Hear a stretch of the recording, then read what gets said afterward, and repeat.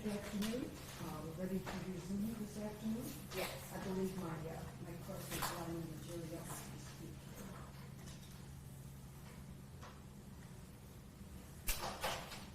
All rise for the jury.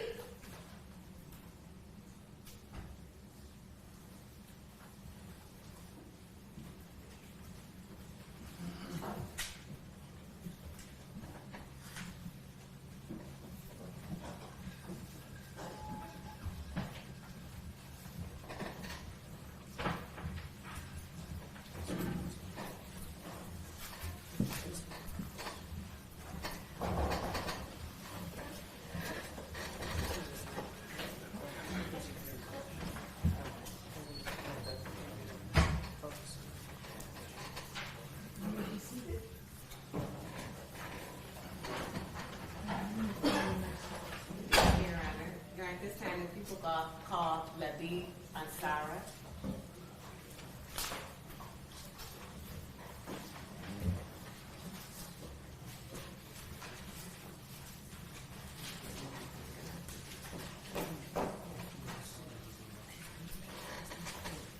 Come forward, please. The floor opens towards you. Please watch your step. And remain standing as you stand. Please raise your right hand, sir. Do you solemnly swear or affirm under the penalty of perjury that the testimony you're about to give before this court is the whole truth and nothing but the truth? Yes. You may be seated, sir. And we are recording this, sir. I do need you to keep your voice up. Thank you. Good afternoon. Good afternoon. Okay. You got to be louder than that. Judge Anderson just reminded you got to keep your voice up, okay? Okay. You got to be louder. I can't even hear you, so I don't even believe they can hear you. You got it. Thank you, sir. Thank you. Thank you. Sir, can you please say and spell your name for the record? Labib Ansara, Labibansara. Mr. Ansara, what do you do for a living? I'm a jeweler. Okay. And do you own a jewelry store? Yes. And did you own a jewelry store back in 2014? Yes. And what was the name of that jewelry store? LA Diamonds, And where was it located?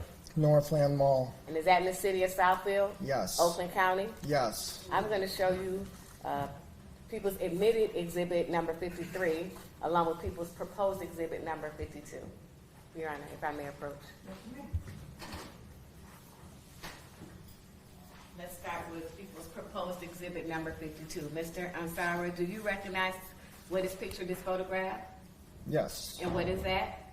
My store. Okay, and is that how your store looked back in 2014? Yes. At this time, I move to admit people's proposed exhibit number 52.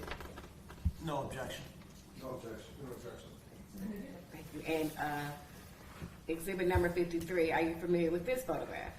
Yes. And what is it that I am showing you here? My store again. Okay, thank you.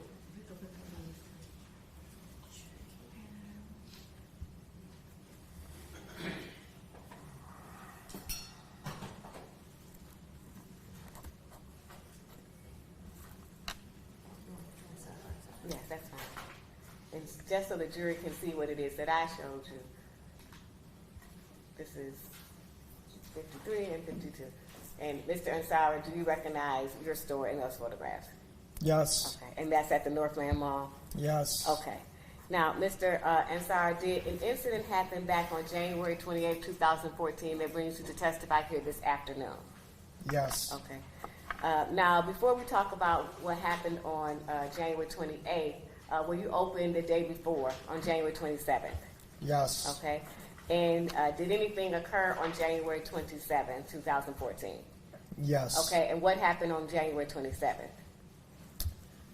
2 different males came into the store and looked around at separate times, about 20 or 30 minutes apart. Okay. So, first gentleman came, I asked if he needed any help, no response, he left. Okay. Same thing with the second person. Came in, looked, I asked if he needed any help, and he left. Okay.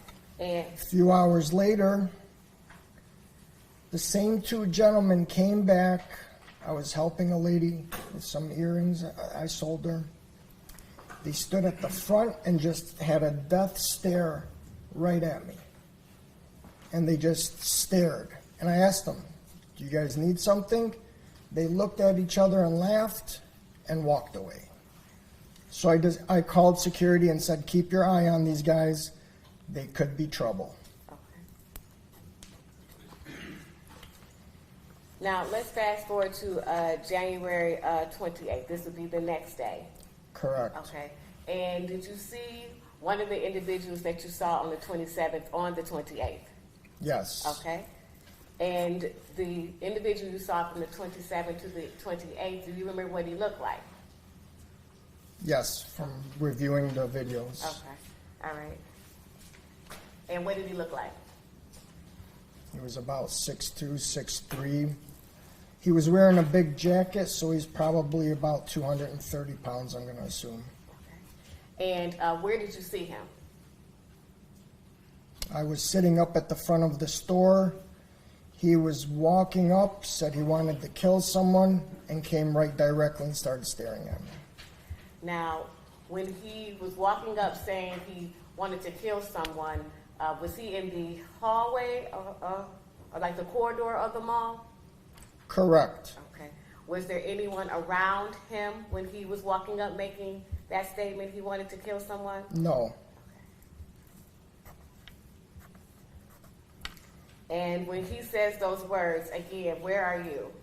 Sitting at the front of the store. Okay. And then what happens next? He turned and came right at the front of the showcase and stared right at me. Okay. Did he have his hands inside his pockets or out of his pockets, if you remember? I do not recall. Okay. Did he have a weapon of any sort that you could see? No. Okay. So when he's at the counter, what is he doing? When he's at the counter? He was staring at me, so then I realized something was is wrong.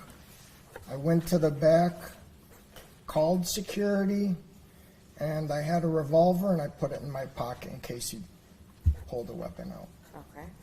Now, do you remember what time of day this was? About 5:30 in the evening. Okay.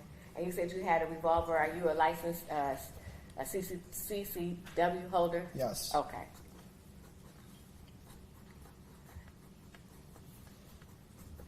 Did you end up using your weapon that day? No. Okay.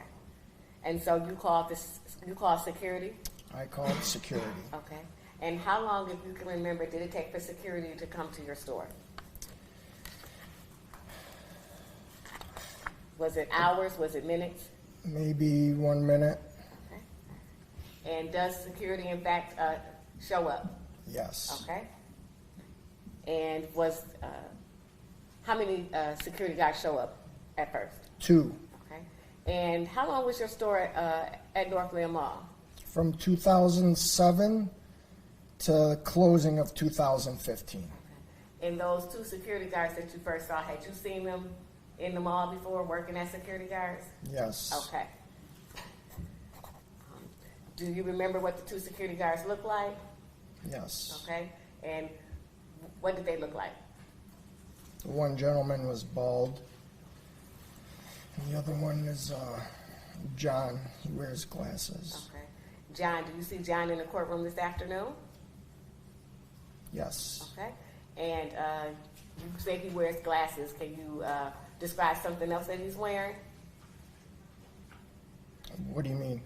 You said he wears glasses. Yeah. Okay, you see him in the courtroom. Okay. He's Can wearing a suit. Okay. I mean, I'm not standing up, so would you like me to stand up and I'll get out of describe your him? way so you can see. He's wearing a black suit with a blue tie and a white shirt with black socks and black shoes. Thank you. Let the record reflect that Mr. Arnstein has identified Defendant Seiberling. Thank you. So you said there's Mr. Seiberling and another security guard show up. You got to say yes or no. Yes. Okay. And when they show up, what happens? The older gentleman that's not here ended up macing him and taking him to the ground. The older gentleman, does he say anything to the individual before he maces him? Yes, but I don't remember what it was. Okay. Now, before the older gentleman maces the individual, do you see the black male? Do you see him move forward or move toward the bald-headed security guard? He looked like it was going to be confrontational. I'm not asking you what it looked like. I'm asking you, did you see Mackenzie move forward or take a step toward the older security guard?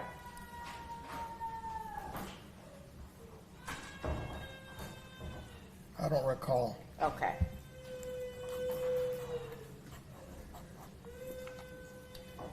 Mr. Seiberling, at this time, do you see him do anything? I don't remember. Okay. Now, you say that the older security guard took him, being Mackenzie? You gotta say yes or no. Yes. And what happens?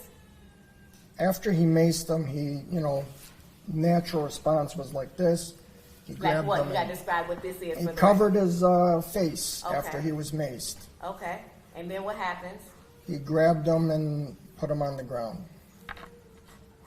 The older security guard grabbed who? Could you say him? You gotta- Mackenzie. Okay. All right. And put him on the ground. How do you want me to address him so I can? Let me back up. Did you later learn that his name was Mackenzie Cochran?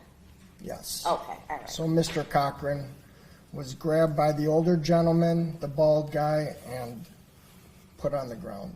Okay, all right.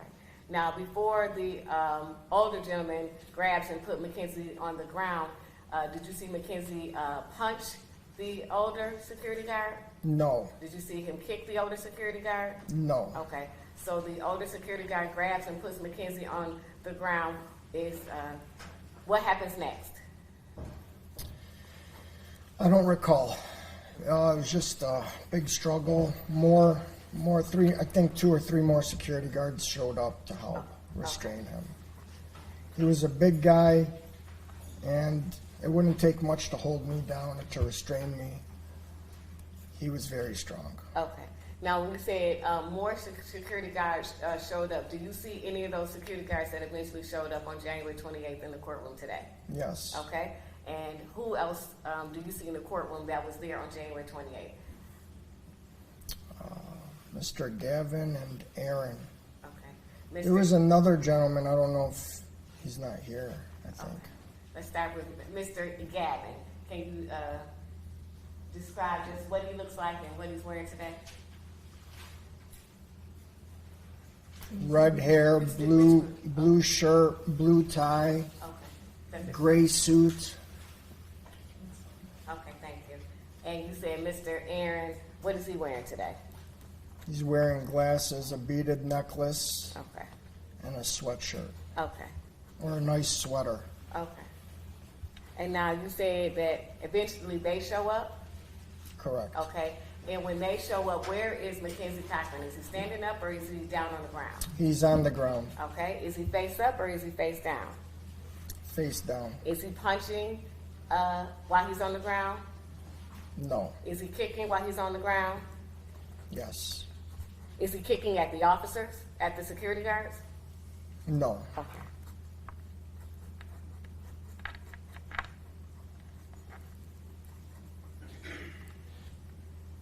Did you call 911? Yes. Okay. And when did you call 911 when all this happened? I don't know how long after. All right. Probably within 3 minutes or so, 2 minutes. 3 minutes as to when the first 2 security guards showed up? Probably. Okay. And did you listen to that 911 call before your testimony here this afternoon? Yes. And what you listened to, was that a fair and accurate recording as to, did you recognize your voice in that 911 call? Yes. Okay. And was that an accurate recording of the 911 call that you placed on January 28th, 2014? Yes. You're right, this time. I will move, and that is referred to as People's Proposed Exhibit number 44. And 44, Your Honor, and I will move for admission. No objection. No objection.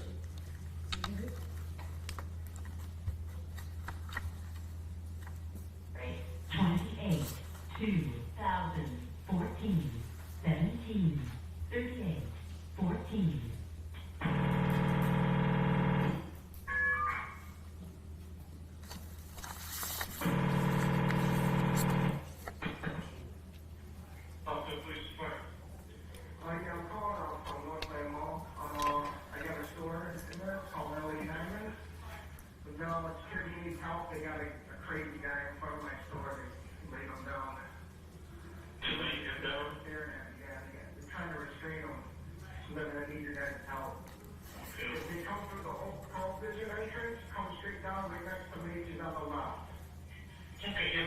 some more early.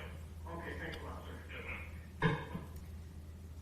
Now, Mr. Ansari, let me ask you a couple questions. You indicated that Mackenzie Cochran was staring at you. You gotta say yes or no. Yes. Okay. Did he say anything to you directly? Never. Okay. Did he come towards you in any way? Just when he walked up to the showcase. Okay. So there was a barrier. Okay. He never came around the showcase into No. your store? Okay. Now, on the call, you said that you told 911 that we got a crazy guy. Yes. Okay.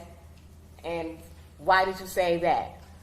Because it's not normal for a human to just walk up and stare at you with a death stare and come do it again the second day.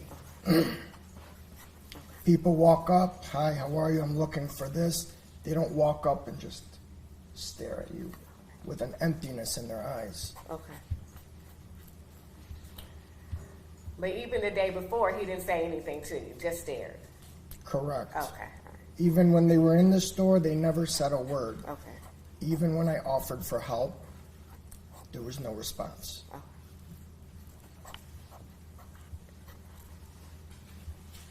Now, let's stay focused on the 28th. So you call 911. When you call 911, were all 5 security guards, were they all there at that time? I can't recall. Okay.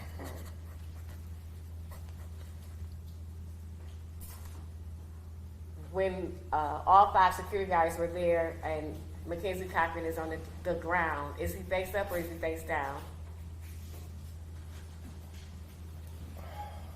I don't remember. Okay. Do you remember seeing Mackenzie throw any punches while he was on the ground? No. Okay. Is Mackenzie saying anything? He said he couldn't breathe. Do you remember how many times he says that? I don't. Okay. After Mackenzie is saying that he can't breathe, did you see any of the security guards get off of Mackenzie? I don't recall. Okay.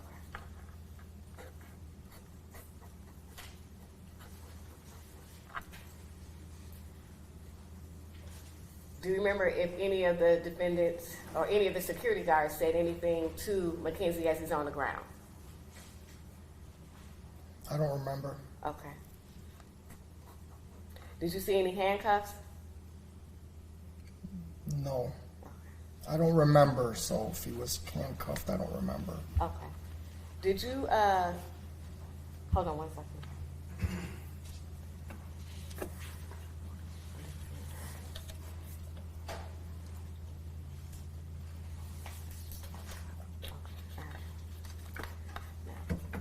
At some point in time, do the security guards get off of Mackenzie? Or do they stand up? Yes. Okay. And does Mackenzie Cochran get off the ground? No. Okay. He was sitting up against, there's a tiled pillar on the corner of the store. He was sitting up against that. Okay. When he was sitting up against the pillar, was his eyes open or closed? I don't know. Okay. You don't know because you didn't see it or you don't remember? I didn't see it because I was behind the whole situation. Okay. You were in the store? Correct. Okay. As the security guards were dealing with Mackenzie, is your store still open? Are you still conducting business? Yes. Okay. One of the security guards asked me to get him some water. Okay. So I went and got some water for Mr. Cochran. All right. And did you see that security guard give Mr. Cochran the water? I don't recall. Okay, all right. Now, at some point, do you remember if Southfield Police Department came to the mall? They did. Okay. And what about EMS? Did you see them? Yes. Okay. And did you see EMS interacting with Mackenzie Cochran? So all I remember is they had him laying down and they were putting air in his lungs with one of those, looked like a big 2-liter bottle of air or something. You have to speak up, sir. It was something to compress air into someone's lungs, I suppose. Now, when EMS arrived, was Mackenzie Cochran, was he moving? No, Okay. Was he responsive? I don't know. Okay.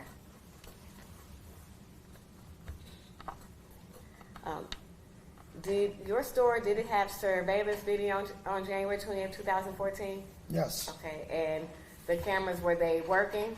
yes, Okay. And at some point, did Southfield Police Department, did they collect surveillance video from your store? yes, Okay, and were you present at the store when they collected that footage? yes, And did you review that footage prior to your testimony today? yes, Okay. And did you see yourself in that footage? yes. Okay. And that would have been, for the record, Your Honor, that's People's Proposed Exhibits 28 through 31. And Your Honor, at this time, I will move for admission of People's Proposed Exhibits 28 through 31. No objection. No objection. No objection. And Mr. Ansar, these are the photographs. If I may approach the witness, Your Honor. Yes. I'm going to show you People's Proposed Exhibits. This would be 32 through 43. I have my glasses. If you could just tell for the record what it is that I've handed you. A picture of me at the front of the store with Mackenzie Cochran walking up. Okay, let me be more clear. Are these a packet of photographs? Yes, And did you review these photographs before your testimony? yes, Okay, and did these photographs come from the surveillance footage at your store? yes, All right, this time I move to admit People's Proposed Exhibits 32 through 43. No objection. No objection. No objection.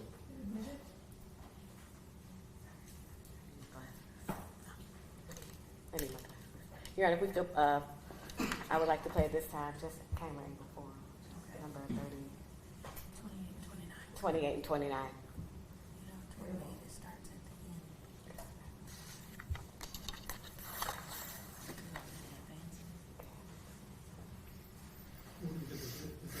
This is 28? I thought it was a phone.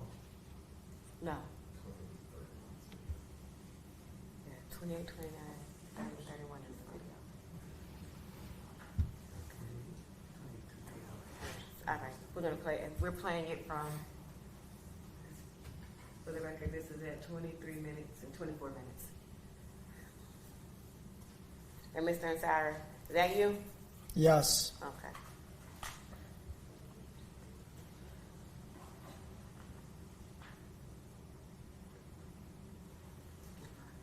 And is that the Mackenzie Cochran, that's who you saw?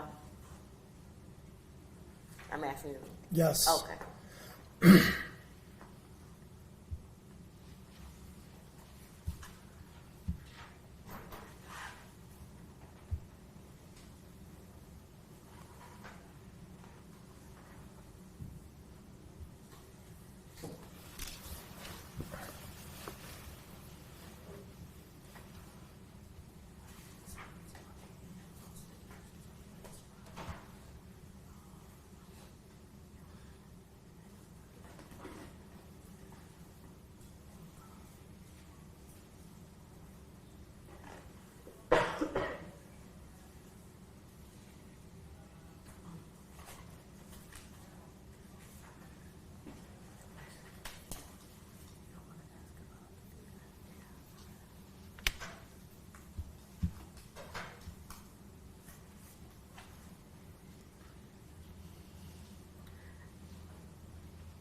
And Mr. Ansar, where are you at this particular time? We see you no longer in the At the frame. back of the store, Okay. I was watching him the whole time.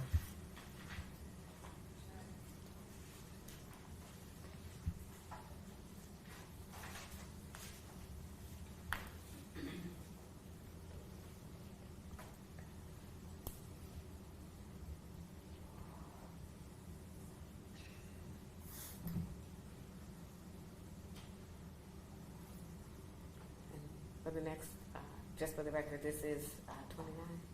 I'm going to show you 29. This is People's Exhibit number 29.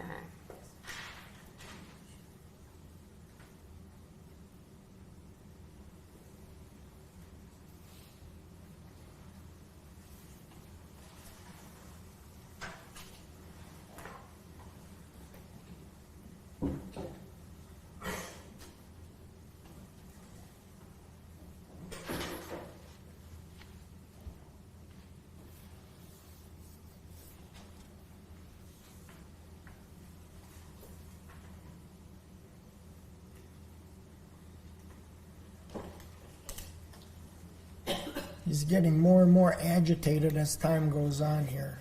I just want you to, there's no question before you, okay?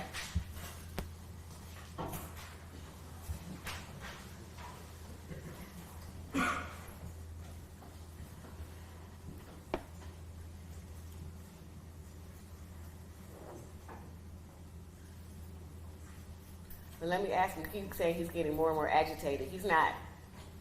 He didn't come into your store. Objection, leading. Did he come into your store? Nope. Did he say anything to you? No, but does that look normal? I mean, that wasn't a question. Yeah. Just answer the questions that are posed to you, please. Thank you.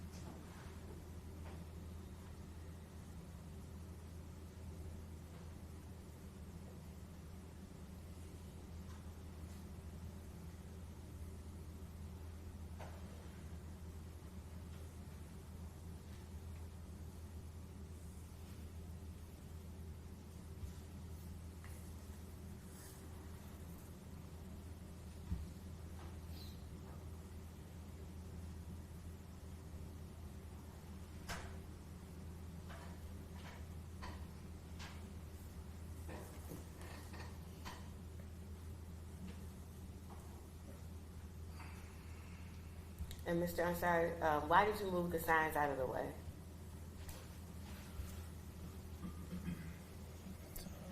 It's probably because they were all hitting the sign, and so no one gets tangled up in it or something. Okay. Trying to make a clearance for everybody.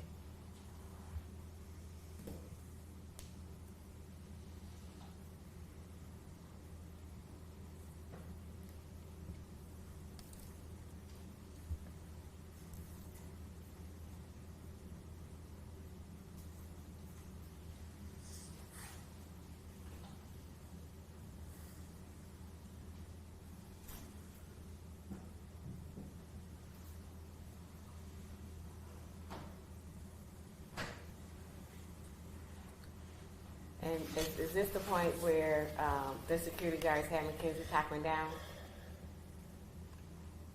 What was that? Is this the point where they had the security guards have Mackenzie Cochran down?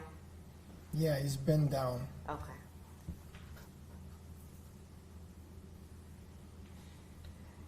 And if you remember, can you tell the jury how the security guards had Mackenzie Cochran down? Like, were their hands on him? Yeah, I mean, there's typical police work of trying to restrain somebody. Okay. Exactly do I remember what was happening? I don't. There was no punching, there was no kicking on the security guards, sorry. That's okay. Now, Mr. Ansari, you said police work. Are these security guards? The police Security- hadn't showed up, right? Correct. Okay.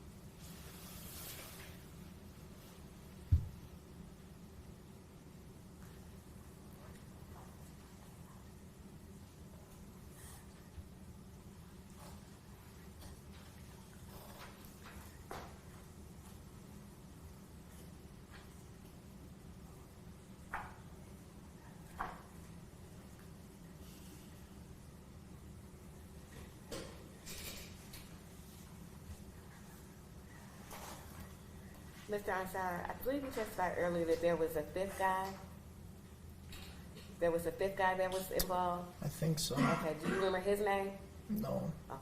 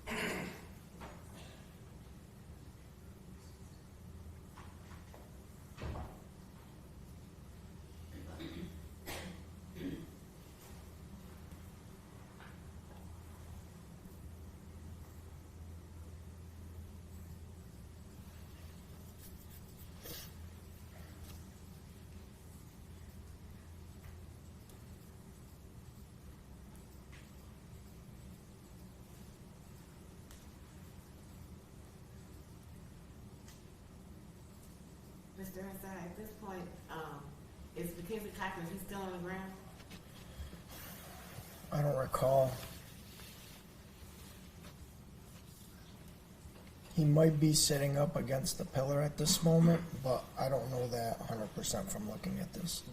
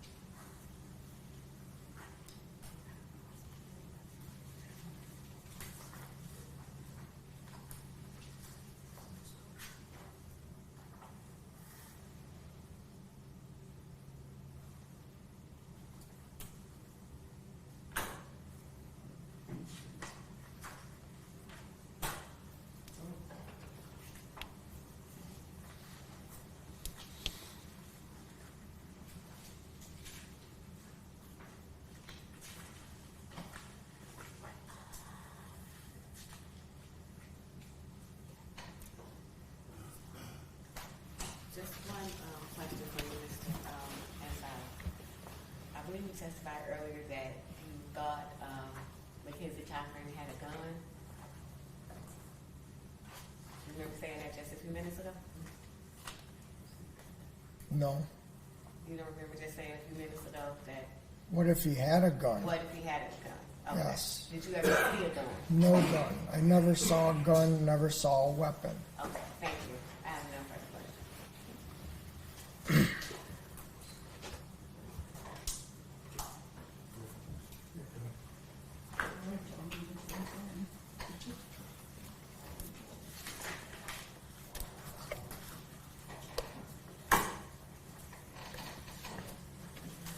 Good afternoon, Mr. Ansara.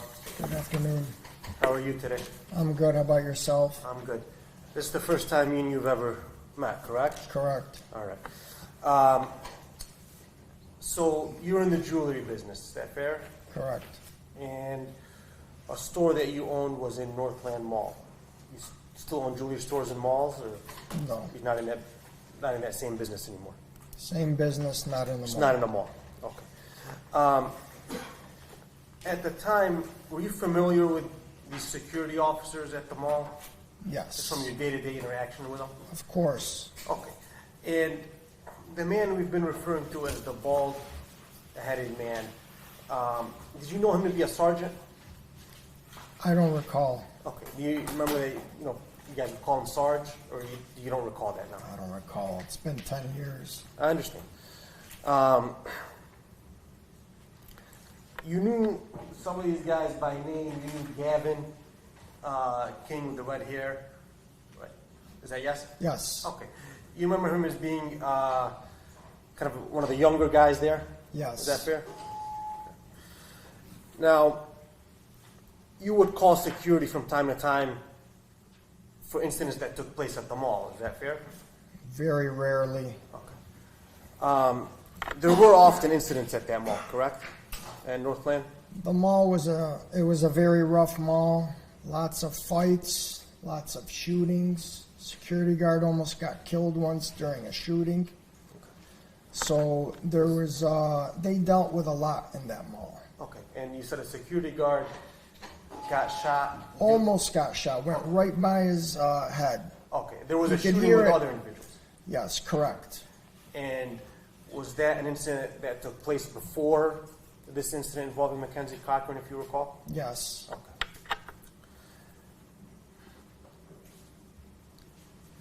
And sometimes people would fight the security? Is that fair?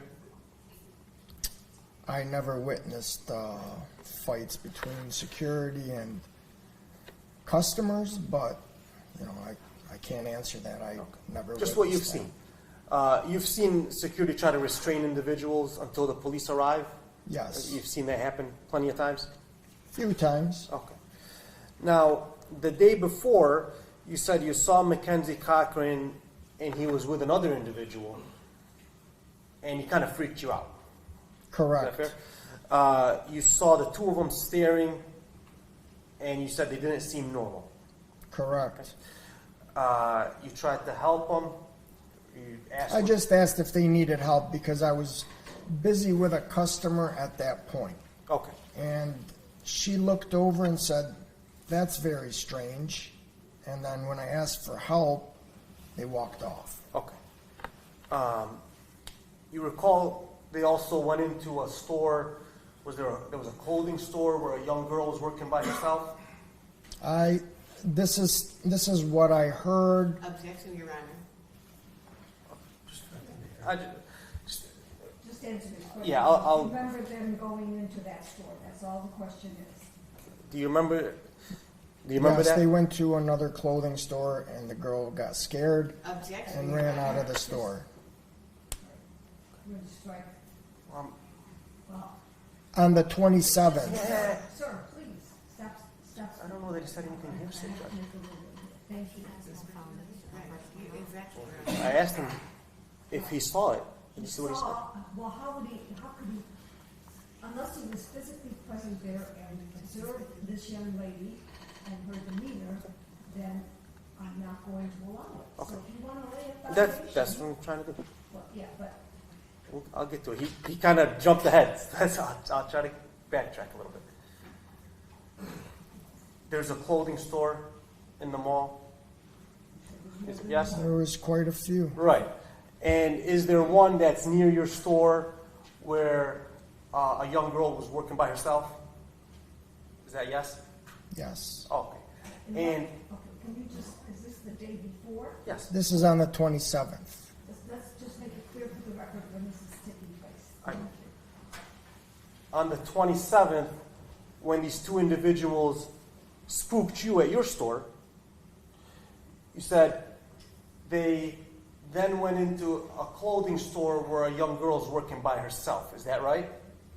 Your Honor, That's what I heard, I'm yes. Now I'm Well, going to object as to relevance. I don't understand this line of questioning is relevant as to what happened on the 28th. Judge? Hold on, just a second, everybody. He said that's what he I heard, know. all right? So we will strike that. Okay. And his testimony about them going into another store. Unless he observed it and followed them into that store to see what happened. Everything else. Understood. Is this something you saw? I don't want you to tell me what other people told you. I didn't see that because I was busy at my store All right. working. Fair enough. You were made aware of an incident. Fair? What incident? There's the incident at your store on the 27th, correct? Yes. Yes? And then the next day, this individual, Mr. Cochran, comes back by himself now, correct? Correct. All right. And you knew that the day before, not only was he at your store, but he had scared another young girl in her store. Again, I'm going to object as to foundation. Judge. He testified that's what he heard. He didn't testify that he saw it. He has no firsthand knowledge of this whatsoever. Judge, it's not for the truth of the matter. It's for the effect on the listener. And it goes to his state of mind and the way he's going to react having that information. Having that information is going to change how he reacts when he sees this individual again. Whether he observed it or not, it's not for the truth of whether it happened. But in his mind, he has more reason to be scared of this individual. That's the reason for its admission. It's not for the truth of the matter. Your Honor, my objection isn't based on hearsay. My objection is lack of foundation. He doesn't have any knowledge, firsthand knowledge of what happened at that clothing store because he didn't witness it. The only thing he knows about it is what he heard about it. So my objection isn't hearsay, it's lack of foundation. He can't testify to something that he doesn't know about or he didn't see or he didn't witness. Judge, can I respond? Yes. Okay. Whether he has firsthand knowledge or not, having that information is going to affect how he reacts and whether he's scared or not of this individual.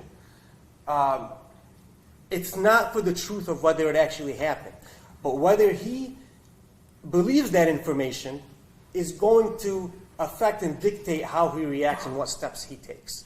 And that's the only purpose for which I'm asking that it be admitted. Overruled. Go ahead. Thank you. When Mr. Cochran arrived at your store on the 28th, you knew that after he left your store, the information you had, that what you believe, was that he was at another store and scared that young girl as well, correct? You got the dates mixed up. He didn't leave on the 28th. The 28th is the day of this incident that we just watched. You're right. So on the 27th, he came through the store, like I said earlier, 20 minutes, 30 minutes apart. There was another gentleman. Then they came back later and just stared at me Okay. with an empty death stare. Okay. And then when the incident that you said you knew about involving a young girl, That was on the 27th. okay. So you knew about it when you saw him reappear at your store on the 28th. Is that fair? Yes. Okay. And you said when he walked up, he also said he wanted to kill someone that day. Is that right? Yes. Objection, that's mischaracterization. mischaracterization. He didn't say he wanted to kill someone that day. That's a mischaracterization. Judge, this is cross-examination. I can leave. Your the Honor, witness. still he can't mischaracterize as to what the witness said.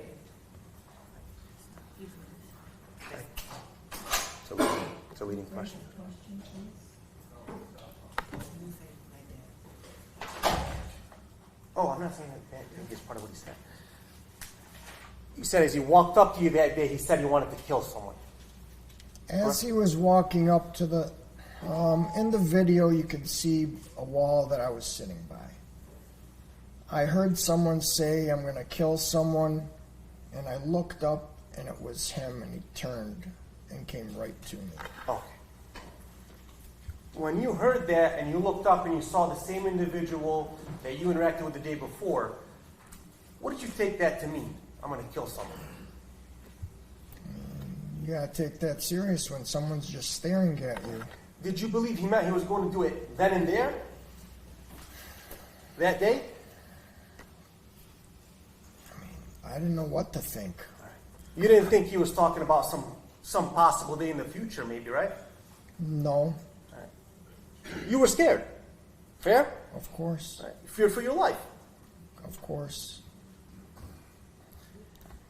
And in fact, you went back and you grabbed your revolver, right? I called security and I put the revolver and put it in my pocket where it's discreet and no one can see it. Okay. Just in case Right. someone, in case he pulled out a weapon. He was wearing a large jacket. You could have hid any kind of weapon there. It could have been a shotgun. You didn't know. You don't know. But based on what you knew happened the day before and his statement to you that day, you thought it's very possible he was armed with a weapon. Correct? Correct. All right. Now, the way you said he was staring at you, and it was a death stare. That's what you called it, right? An emptiness. Did he look angry to you? No. Okay. You said he was agitated. He was getting more and more agitated. So after I went to the back of the store, he was staring at me. His eyes never left me personally. And he just kept getting agitated. You can see him slowly just doing this. This is not normal behavior. I've been around for 30, 40 years just doing this. Okay. And He's so getting more agitated as the time went by. when you say, for the record, he's doing this, you're moving back and He's forth. just in your touching seat. the showcase and moving back and forth. Okay. But you could see on his face something was wrong. Okay. Now, you said the two police officers walked up to him, correct? Security guards. Security officer. Sorry. That was who initially walked up, correct? Correct. All right. And you said one of them ended up macing him, Yes. right? Was that the bald-headed man? Yes. All right. Now, he didn't just pull out the mace and start macing him as soon as he walked up, did he? No. Okay. Did you hear him warn him? I believe that's what he did. Okay. Told him to leave. How many times do you remember him? I can't recall. All right. Do you recall sitting down at the Attorney General's office and answering some questions from the Attorney General's or Assistant Attorney General? I think maybe Ms. Liddell was there and another Assistant Attorney General. Do you recall that? Yes. All right. It was on a computer. Oh, it was Zoom over call. Zoom. I went down. They asked me to go downtown. This was in 2021, and that's where we did it. There's like 3 or 4 people online. Okay, so they had you sit in a room at the Attorney General's office, but you were by yourself, and then they were asking questions from another room. Is that what I'm getting? I don't recall if I was by myself, but everybody was on a Zoom call. Okay. They gave me the computer. They give you a computer, you sat in a room by yourself, and they ask you questions over Zoom. If I was by myself, I don't recall. The people asking you the questions were not in the room. No, correct. All right.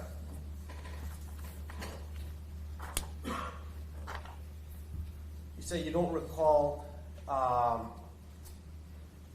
many times they told him to leave. Would it refresh your memory to see part of the transcript of what you said that day? Sure. All right. I'm going to quote him on page 22. I'm going to quote him to line 19 through 22. At the bottom of page 19 through 19 through 22, you said? 22. Yes, sir.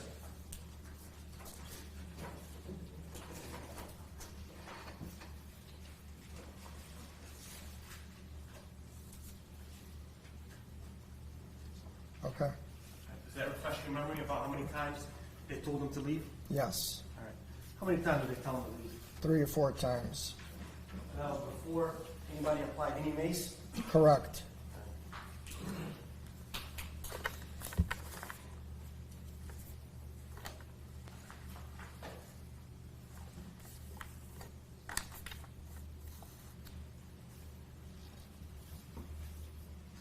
Now, before he was made, he didn't leave, and you recall that he went towards one of the officers as if he's about to hit him. Do you recall that? I don't recall.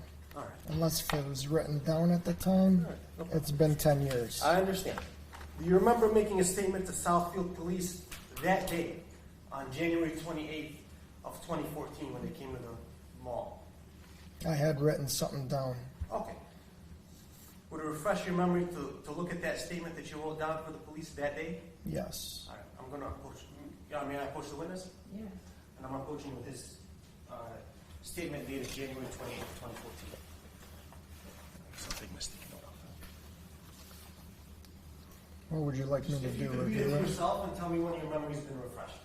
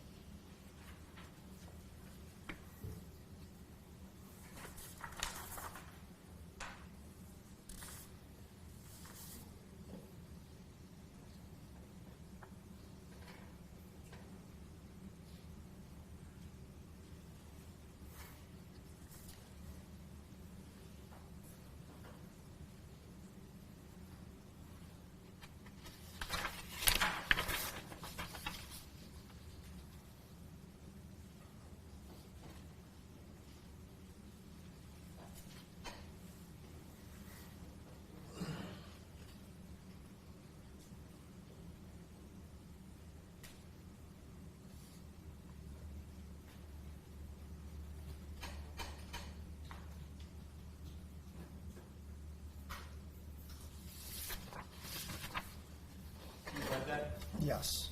Has your memory been refreshed? Yes. Is that fair? Thank you, sir. You remember saying that you went towards the officers like you wanted to hit one of them?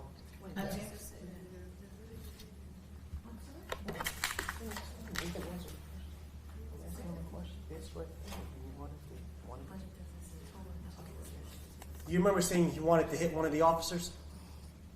He didn't say that. He didn't. No. He never said anything the I whole understand time. that. My question is different. Do you remember saying that it looked to you like you wanted to hit one of the officers? Yes. All right. And was that based on him going towards the officer? Your Honor, again, this calls for speculation, objection. I'm asking his observation, Judge. Well, then ask him what he observed and what he observed that led him to make that statement. What did you observe that led you to believe he wanted to hit one of the officers? His stance, Okay. the whole situation. Were his hands clenched in a fist? I don't recall. All right. How far was he from one of the officers, if you recall? 3, 4 feet. Okay. close enough to be able to hit him? Yes.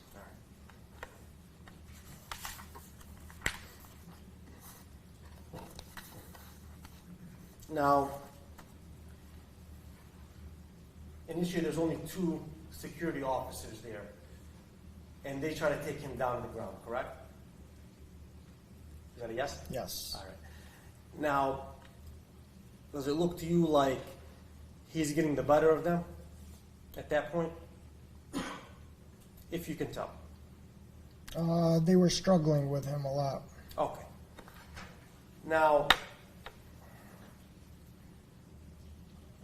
initially, you were the first one to call security about this, correct? Correct. All right. And you called them once, and they weren't coming quick enough. You called a second time. Is that right? I believe so. All right. And do you remember after you told the officers that he said he wanted to kill someone on the first call, you called a second time for them to hurry up and told them to get here or you're going to shoot him yourself? Do you remember saying that? Yes. All right. And was that because you If he burnished a weapon, yes. you were in fear of your life at that point? Correct. And you said it only took him a minute to get there, right? Maybe. But in your mind, it seemed like it was taking forever. Yes. That you called a second time within that Situation was tense. Right. Now, after the 2 officers were eventually able to get him on the ground and they were still struggling, did you see other officer or security officers arrive? Yes. All right. Do you remember if the 3rd officer was black or white? If you recall. I don't recall. Okay. Do you remember a 4th officer arriving? Yes. All right. Do you remember seeing security officer Gaven King? Yes. Right? And you saw him on the video as well? Yes. Right. You never see Mr. King on top of him, correct? I think he was just holding his arm down. Whatever was in the video. Oh. You had the best vantage point to see what's taking place, correct? Is that fair? Yes. All right. And from what you remember seeing, was Gaven King on the ground? If you Yes. recall? All right. And when he was on the ground, were his knees on the floor or on anybody? I don't recall. You recall him? You said you recall him just grabbing it at his arms. Is that right? He was grabbing some part of his body parts. Now, what you saw happening, you didn't think anybody was going to lose their life that day, right? Not at all.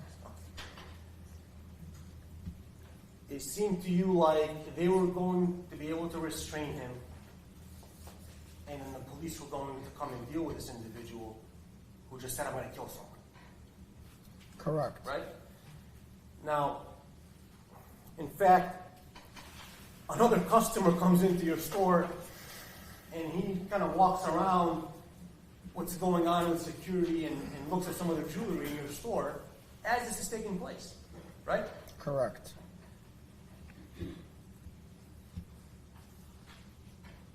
And you helped this customer, correct?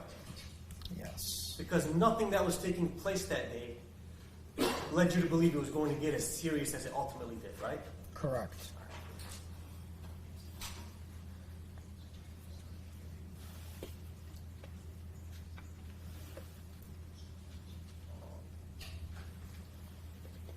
At the beginning of this, you said he was getting the best of the security officers. Did you describe it as you believed it looked like he had superhuman strength? He was very strong. Right. In fact, you used those words, Yes. superhuman strength? Right. Thank you. No other questions?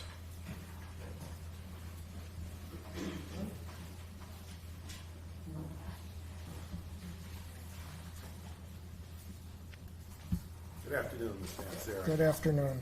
May I ask you a series of questions if you don't understand or if you don't don't hear me, just indicate so, and I'll try to correct it. Is that fair? Sure.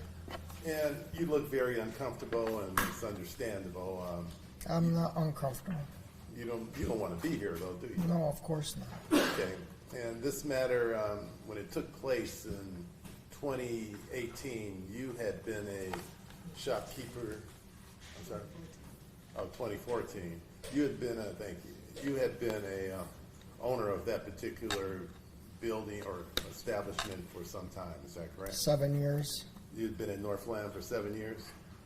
Up Prior until that time. And you were familiar with the security company as well, is that correct? The security guards. Okay, and during the course of that 7 years, security guards would come and go. They would change uniforms, change companies, right? I think, I don't recall. It happened once, maybe once or twice. Different companies. Okay, but you got to know the individuals involved. There was a lot of individuals at that time that worked there for a lot of years. And in fact, you mentioned my client's name. You knew Aaron, correct? Correct. The young man sitting to the right with the beads on, as you said, in the sweater. And how long did you know him prior to 2014? I believe the whole time. I think he was one of the security guards that was there a long time as well. Now, I imagine because of the nature of your business, you wanted to make sure you knew the security system there and the security guards. There's security guards, all the mall owners, all the employees. We all talk to them. We all know them. So it's just natural. Any mall you go to, you're going to know the security guards because they're working. And you didn't have your own security guard, is that correct? No. When you said you would get to know them, did you ever see them doing any drills or reenactments during your stay there? What do you mean? Like coming to do an arrest or, for any scenario or situation, active. Are you asking are they practicing or actually Have doing it? Have you seen them practice? No. Now, not to be funny, but your business is named L.A. Diamonds, right? Yes. And I take it you had real diamonds in there? Yes. You had real gold, precious Yes. metal. So you had a lot at stake in protecting those items at your business, correct? Correct. Now, you've testified that this individual came in with another person the day before, Mr. Cochran, I believe. Yes, but they came in at separate times, as I stated before. When you say they came in at separate times, they came in together or separate? Separately. Okay. And About then- 20, 30 minutes apart. And then I didn't know that they were even together until they came back and just stood there and stared at. How do you know that was Mr. Cochran on the 27th? Because he was just in my store that few hours, within an hour probably. Okay, so same clothing, same deal, Yes, of course. but you had hardly any conversation with him on the 27th. Just asked him if he needed any help or if he wanted to see something, he can just let me know. Okay, and his response? None. There was no response. He just, like you said, a blank look, right? He was actually just looking in the showcase. He went through the store, looked in the showcase. I asked him if he wanted any help. No response, and he left. So on the second time you saw him, which would have been on the next day, the 28th, he had on the same clothing. So the second time I saw him was on the 27th. After they were in my store, they came back together with the other gentleman, and he was standing at the front just staring at me. Once again, no communication, didn't say anything to you. No, I asked them if they were okay, and they looked at each other, laughed, and walked away. And that's when I called security on the 27th. Okay. Now, did you prohibit Mr. Cochran from entering your establishment on the 27th? No, Did you do so on the 28th? no, Did you ever tell him he was trespassing? no. So your business was open to him as far It's as? open to anybody that wants to come in. Okay. So the third time you saw him, he's by himself, correct? On the 28th, Did you notice, other than this blank stare, could you smell any intoxicants on him, any marijuana? Objection, Your Honor. As to relevance, What is the relevance of that? Well, Judge, the relevance is, we know that marijuana is in his system, so I just wanted to get a corroboration, whether or not he smelled it. We don't know the extent, how much, you know, as compared to a heavy scent, mild scent, no scent. Your Honor, if I may, there's been no testimony from any of the witnesses that Mr. Cochran had marijuana in his system. Well, we anticipate that it will come from the autopsy, Judge. Well, then we'll deal with it at the time. Well, it's cross-examination. I can ask, did he smell marijuana, can I, Judge? I suppose you could just ask if there were any odors or smells emanating from Mr. Cochran that he remembers. Thank you, Judge. Were there any odors or smell of marijuana coming from Mr. Cochran that you know? Objection, Your Honor. no. What's the objection? I'm sorry. Relevance. I'll just ask that question later, Judge. Thank you. Let's move on. So, when Mr. Cochran is at the front of your store, does he ever enter inside of the store? On what day? The last time you saw him? The 28th? Yes. No, he stayed at the front. And once again, he didn't say anything to you initially, correct? No, And it's your testimony that he made a threat, or he said he wanted to kill somebody? yes. And that's when you went and grabbed your pistol or gun? That's when I went to the back of the store, called security, and put my pistol in my pocket. Okay. And you said, I believe you told Brother Counsel you called security twice that day, correct? I don't recall that, but So you made the initial call, and 10 minutes later you called again? I don't remember. Did you ever call Southfield Police then? Yes, I called 911. When did you call 911? I don't remember how long after the whole ordeal started. That should be on the timestamp, Okay. And once again, why did you call 911? because they were struggling with him. Now, during the course of this struggling, you said there were some signs from your store that had been kicked over or pushed over. Would you agree with Yeah, I that? had one sign I had to move, or a couple. And you were able to remove those signs, and you did. The one big one you saw me in the video move Okay. Why did you move the signs, sir? to give clearance for this whole situation. Okay. And And maybe no one can get hurt any more than needed. now, during the course of this whole situation, you were trying to conduct business as normal. I was alone that day.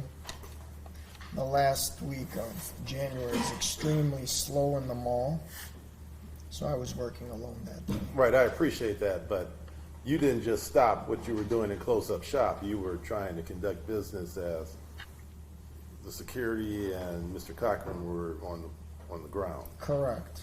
Now,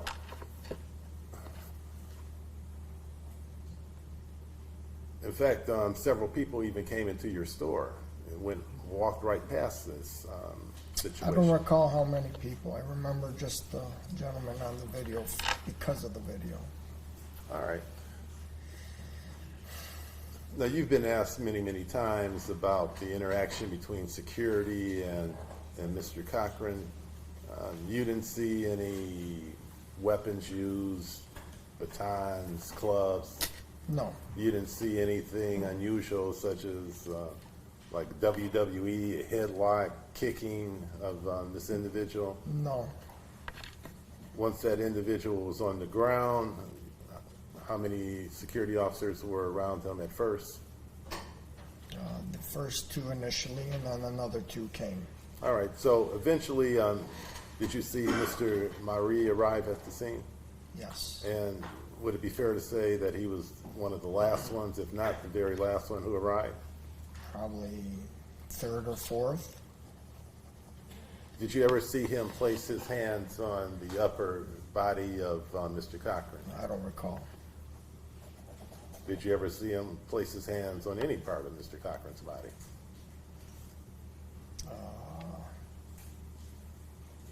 Yes. What part? I don't know what part. He was just trying to hold him down. Would you agree also that Mr. Maree was at the scene with Mr. Cochran for a very short period of time? I think so. And for the benefit of the jury, what's a short period of time? I don't know. I can't. Seconds, couple minutes? I can't give you that answer. Isn't it true that Mr. Maree asked for some water to give to Mr. Cochran from Yes. And I went and got water for Mr. Cochran and gave it to Maree. you? Okay.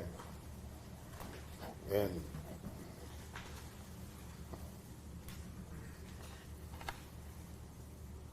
after you saw the water, after you gave the water to Mr. Maree, how long did it take for Southfield police to arrive? I don't Or remember. had they arrived there? I don't think they arrived. at Now, that time. isn't there a Southfield, wasn't there a Southfield Police Department annex in the parking lot of So Northland? there was, it was in the parking lot, but I don't know what it was used for. Okay, so you don't know if the police I- were coming from that location as compared to anywhere else in Southfield, No, correct? I can't answer that. But it didn't take a long period of time before they arrived, would you agree? It felt like a long time, but how long from the phone call, from the 911 call to when they arrived, I'm not sure. Okay.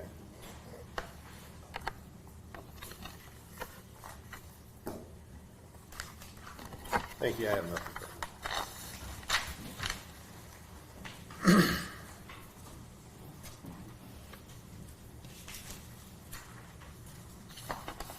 Good afternoon. Good afternoon. I only have a couple of questions to ask you. Earlier you said that there were other crimes that were committed in the mall. Had you ever experienced any crimes in your store? In my store? No. Okay. But you were just aware that this person was acting abnormal on that day? Correct. So you also stated that you went to go get your gun. I'm going to ask you, basically, you went to get your gun because you were afraid that he was going to harm you or rob you? I wasn't worried about the robbery part, but I thought possibly he could harm me because the threat of killing someone, a big guy wearing a big, large jacket, any kind of weapon can be hidden in that. Have you ever thrown anyone out of your store? What was that? Have you ever thrown anyone out of your store or asked people to leave the store? Yes. I tell people to leave if I have to. Okay. Would you have approached this man to physically remove him from your store? No. Because of his size? Size, and he could have a weapon on him. When the security guards were there, when they were trying to, after they sprayed him, do you think that they were trying to harm him? No. Objection, Your Honor, that calls for speculation is what he thought. Excuse me. What did you think they were trying to do? Objection, it still calls for speculation. Did you see them kicking or stomping? They him? never stomped on him. They never kicked him. They didn't do anything out of the ordinary like that. Kicking, stomping, punching, none of that. Headlocks, no. Okay. They What were did it just look? trying to restrain him. All right. Thank you. That's what I wanted. Appreciate it. Thank you. Now, I believe Mr. Blake asked you whether or not the security guards are doing any type of like WWE wrestling moves on Mackenzie Cochran. You recall him asking that question, Mr. Blake, the attorney on leave. He just asked you that question of cross-examination. You remember that? No. Okay. All right. Did you see Mackenzie Cochran doing any type of like WWE moves on any of the security guards? No one did any fancy moves on nobody. Okay. All right. So, did you see Mackenzie Cochran toss the security guards or throw them or anything like that? He was moving around a lot. Yeah, he was moving around. They were holding up, trying to subdue him, to get him to calm down. Okay, all right. Now, can you describe for the record what you just did with your shoulders? What Mackenzie Cochran was doing? You said he was moving his shoulders? I mean, he's moving around. He wasn't. I can see. He with the wasn't. record. He wasn't cooperating.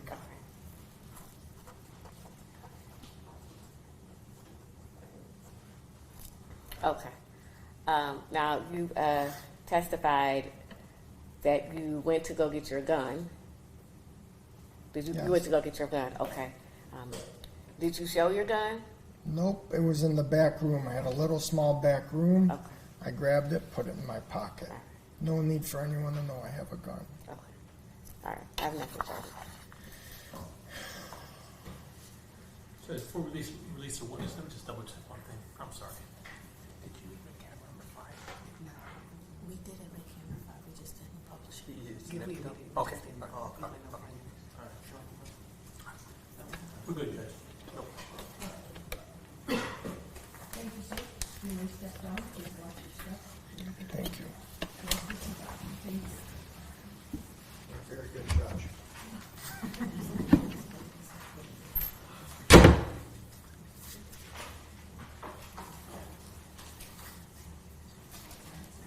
Yeah, people call me a Webster. I wouldn't take it. No, I'm good. I didn't know if you could take it. Is there any difference? Ladies and gentlemen, would you like a brief recess? Yes, no? No? Okay, that's fine. That's all I asked. Please turn towards me and raise your right hand. Do you solemnly swear or affirm under the penalty of perjury that the testimony you're about to give before this court is the whole truth and nothing but the truth? I do.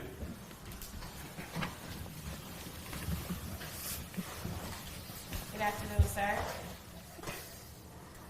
If you could please say and spell your name for the record. Neil Webster, Neilwebster. And Mr. Webster, are you currently employed? Yes. And where do you work? I work for RPS Protection. And what do you do for RPS Protection? I'm the Director of Administration. And the Director of Administration, what is that? I handle all the administrative duties of the security company, payroll, HR, invoicing. And how long have you worked for RPS? Since May of 2015. And prior to working for RPS, were you employed? Yes. And sir, where were you employed? I was employed by PSC at Northland Mall, And PSC, what is that? a security company. Okay. And what was your position at PSC at the Northland Mall? At the time I left, I was the Director of Security Okay. And when did you leave Northland Mall? in May of 2015. Okay. All right. I'm sorry. It's been a long day. My apologies. Okay. And how long were you employed by a security company at Northland Mall? Overall, since 1996. And in 1996, were you a security guard and just worked your way up between then and 2014? Correct. Okay. Now, on January 28, 2014, the security at Northland, was it in-house security or a contract to a private company? Contracted to a private company. Okay. And what was the name of that company? It was UPS, Universal Protective Services. Okay. And were there several different companies that kind of handled the security for Northland Mall? Over the years, yes. Okay. And did you remain a direct employee of all those security companies that provided security to Northland Mall? Yes. Okay. Until you left for your current position in 2015? Correct. Okay. And in the various roles during the course of your employment, did you have firsthand knowledge of just all the policies and procedures as it pertains to each one of those security companies that provided security at the mall? Yes. Okay. And the policies, would they be kept on site at Northland Mall? Yes. And what about procedures? Would those also be kept on site? Yes. Okay. And any training materials, would they be kept on site? Yes. Okay. Now, Mr. Webster, are you familiar with Public Act 3030? Public Act 3030? Yes, 330. Yes, Public Act 330 I'm familiar with. Yes, my apologies. It is almost 330. Okay. And how are you familiar with that? Public Act 330 is the Security Guard Act of 1968, which regulates the security industry in the state of Michigan. Okay. And at the date of this incident, that being January 28, 2014, did you have firsthand knowledge as to whether or not the security guards in Northland Mall were PA 330 certified? No, they were not. Okay. All right. And without that PA 330 certification, what are the arrest powers of the security guards at the mall? That of an ordinary citizen. Okay, and what is that? A felony committed in your presence when directed to do so by a police officer, or knowledge of a felony though not committed in your presence. Okay. And Mr. Webster, how many security guards were working under your supervision in January of 2014? Roughly 25. Okay. And did you supervise John Seiberling? Yes. And do you see him in the courtroom today? Yes, I do. Okay. Can you just point to him and identify him? He's directly behind this table here. Okay. There's a couple individuals. In the black suit, white shirt. Okay. All right. Let the record reflect that the witness has identified Mr. Seiberling. Yes. Thank you. Gaven King, did you supervise him? I did. And do you see him in the courtroom today? I do. Okay. And can you just point to him? Right next to Mr. Seiberling in the blue shirt and gray suit. Let the record reflect identification of Mr. King. Yes. Okay. Aaron Maree, did you supervise him? Yes. Okay. And do you see him in the courtroom? I do. Okay. And can you point to him? Gentleman on the end of that row in the white and brown sweater. Okay. Lucius Hamilton, are you familiar with that name? Yes. And did you supervise him? I did. Okay. And Gary Chapin, are you familiar with him? Yes. And did you supervise him? Yes. Okay. Now, as the assistant director, did you directly supervise the security guards? Or was there just a chain of command, I guess is my question. Overall, there was a chain of command. Okay. And describe that chain of command for the jury. So the overall supervisor of the department would be the director of security. Directly under him was the assistant director, which at the time of this incident is my role. Okay. Then under the assistant director of security were the sergeants, and then below them would be the officers and dispatchers. And January 20th, 2014, who was the sergeant at the time? Gary Chapin. Okay, all right. Now, Mr. Webster, once a new security guard is hired, was there some sort of like new hire orientation or something to that effect? Yes. Okay. And Mr. Webster, what did that look like or consist of? The first day, typically 8 hours, was familiarizing them with the policies and procedures of the security department as well as the mall, giving them a tour, introducing them to a senior officer, sitting them down with the policy book and having them read through that. And did you oversee the training program for the new hires at Northland Mall? I did. Okay. And were new hires, were they required to complete this training before in order for them to continue their employment? Yes. Okay. And I don't know if you mentioned this already, was there some sort of employee manual as well that new hires were given upon there? Yes. Okay. And were the new hires, were they responsible for the contents and the materials within that employee manual? Yes. Okay. I'm going to show you what has been marked as people's proposed exhibit. This will be number 45. Is that okay? Okay. Your Honor, may I approach? Yes. Mr. Webster, are you familiar with the items that I have handed to you? Yes. Okay. And what is it? It appears to be the training manual for the security department. Okay. And was this manual kept in Northland Mall during the course of your employment? Yes. Okay. And did you keep it on site, and did you maintain its contents and its materials as well as associated with that? Yes. Okay. And was that manual kept in the normal course of business? Yes. And at this time, I move to admit people's exhibit number 45. No objection. No objection. No objection.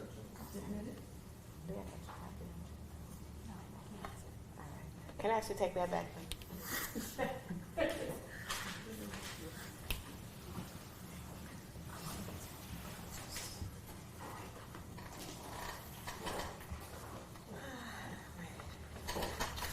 you put it this way? 1 second.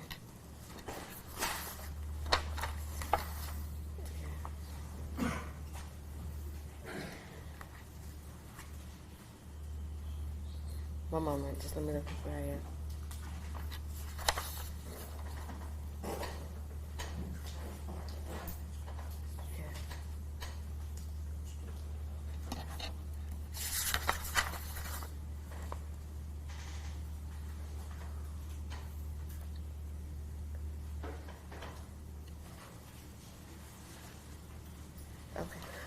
Mr. Webster, do you know what is observe and report? Do you know what that term means? Yes, that term is a phrase that is commonly used to describe the basic duties of a security guard. Okay. And what are the basic duties of a security guard? To observe any unusual or criminal activity and to report it to the appropriate department or authorities. Okay. Now I'm going to refer you to page 2 of the manual. And this is the third paragraph. I believe it's in bold. If you could read that sentence. A public safety officer for the center is not a police officer and has no police authority. Thank you. All right. And so the duty of a security guard is just to observe and report. What is the duty of a security guard again? Duty of a security officer is to protect the client's personnel, employees, and property of their client. Okay.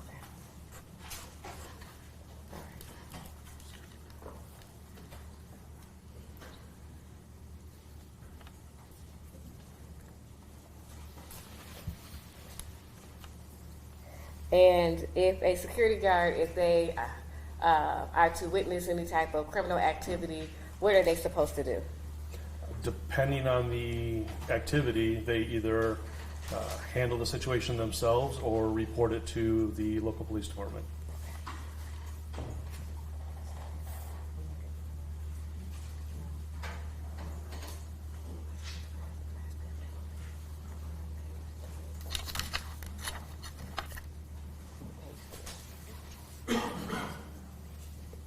Okay.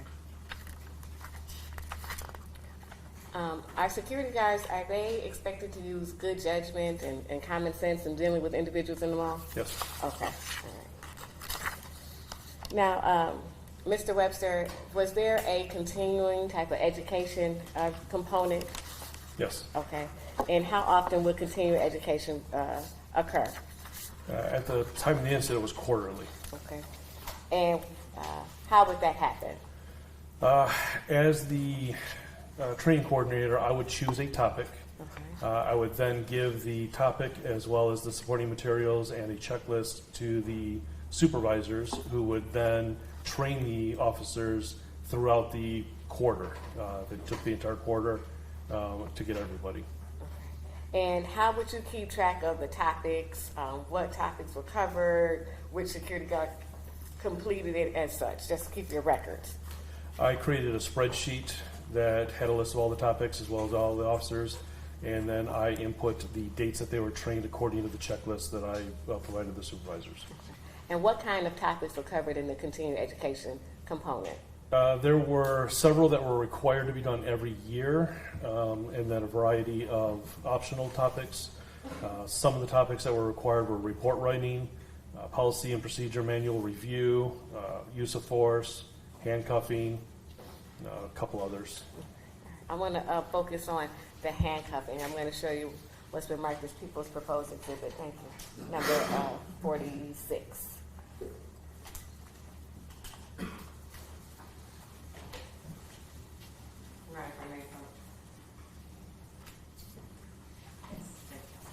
Do you recognize this document? I do. What is it? It is the training material for the handcuffing procedures. And was this part of the continuing education materials on or about January of 2014? Yes, it was. And was this document kept at Northland Mall during the course of your employment? Yes. And was it kept in its normal course of business? Yes. At this time, I move to admit People's Proposed Exhibit number 46. Can we see it, please? It's the handcuff. Right, right here. You want to see it? Can we see it? This is 46. I got it.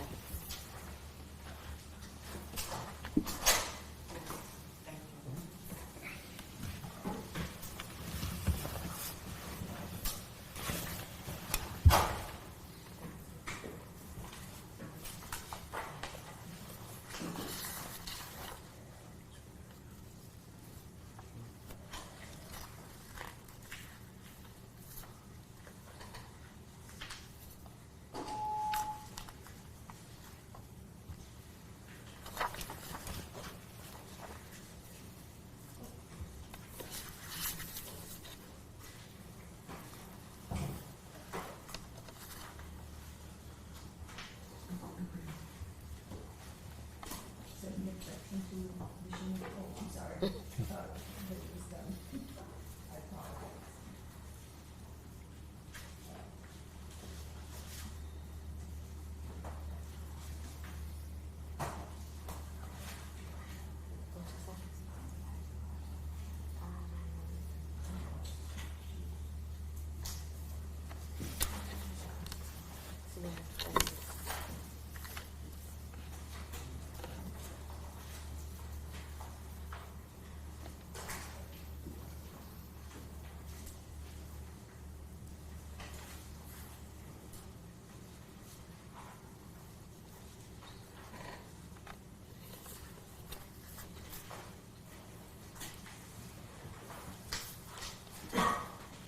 I apologize.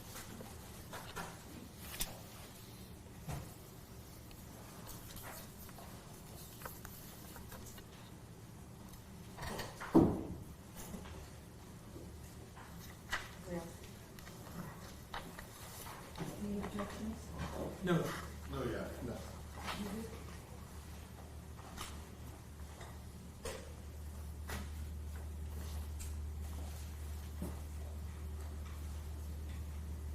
Now, Mr. Webster, before a security guard was given a set of handcuffs, were they trained on how to properly use them? Yes. Object is the lack of foundation unless he has personal knowledge Well, Your Honor, of each individual being trained. I do believe, Your Honor, he already had previously testified that as the assistant director, he was the one who assigned the continuing education topics. He was the one that kept track and kept records of them, Your Honor. And so my question is general, and it's, as part of as part of a security guard even receiving the handcuffs, were they trained? It's not as specific as to these defendants. I just want to know in general. I don't think that that's a lack of foundation.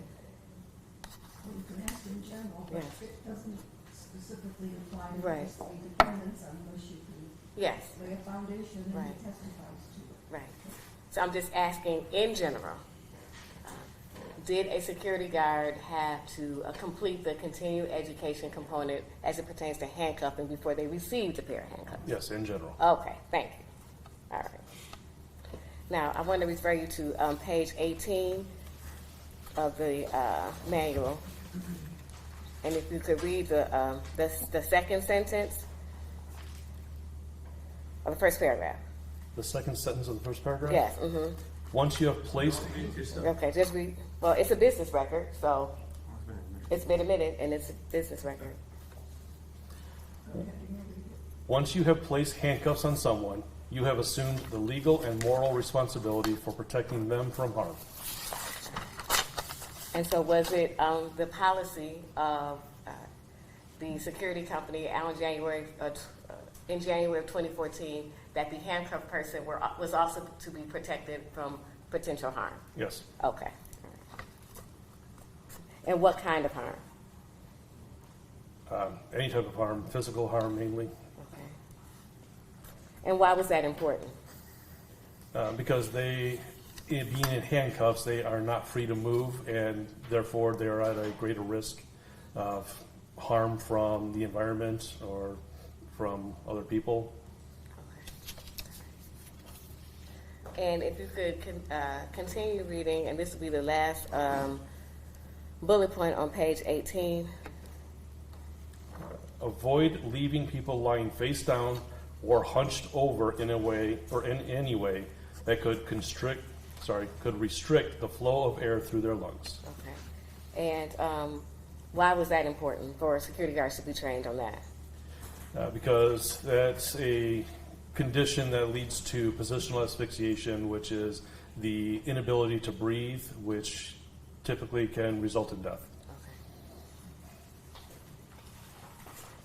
Now, according to a manual, putting an individual face down on the floor, could that inhibit a person's breathing? Judge, it calls. I don't think, if you know. Judge, it calls for an expert opinion. He's not an expert in medical conditions. I don't think it calls for an expert opinion, Your Honor, at all. Well, I think it does, and ask you next question. Okay. Thank you, Your Honor.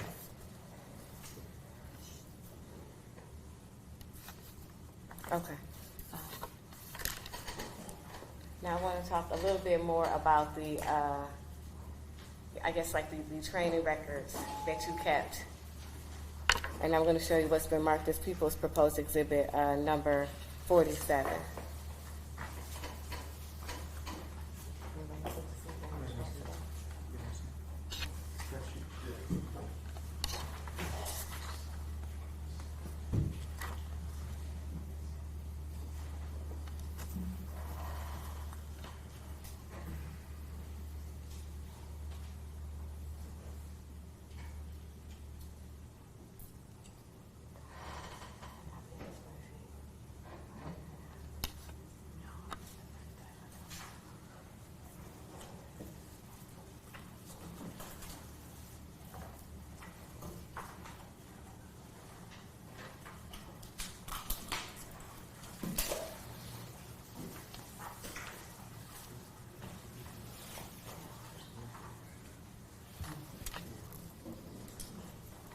Okay. Yeah. Oh, you were just Yes, okay. approaching me.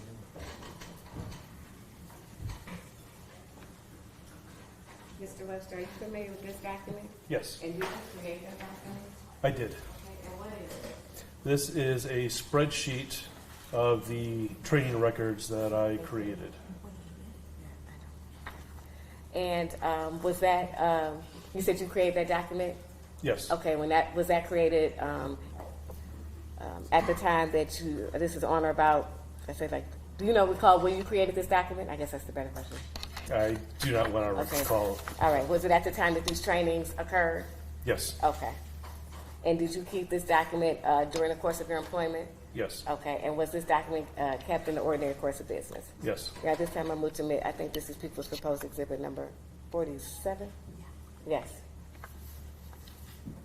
Judge, we'd object that while it's a business record, also contains hearsay that he doesn't have personal knowledge of. He's relying on other individuals telling him things were completed, and then he puts it into the spreadsheet. It's not necessarily something that he observed take place himself and then put into the spreadsheet. So it's hearsay of whatever somebody else told him is hearsay. Just because you put it on a spreadsheet doesn't mean it's no longer hearsay. Going to have to lay a foundation, please.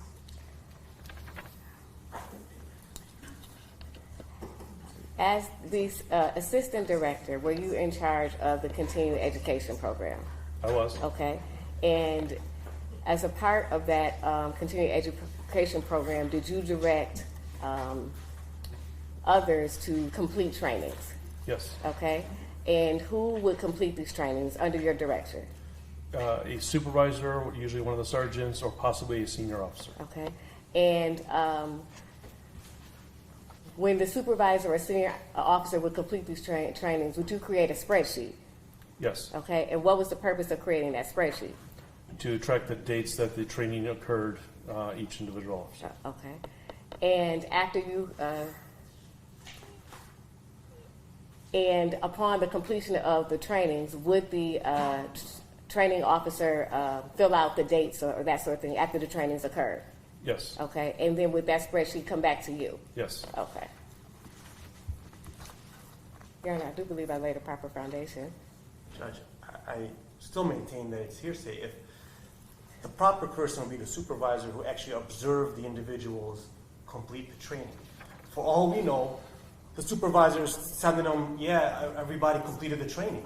We don't know that that's true or not. And so it's hearsay that came from a supervisor making it towards Mr. Webster.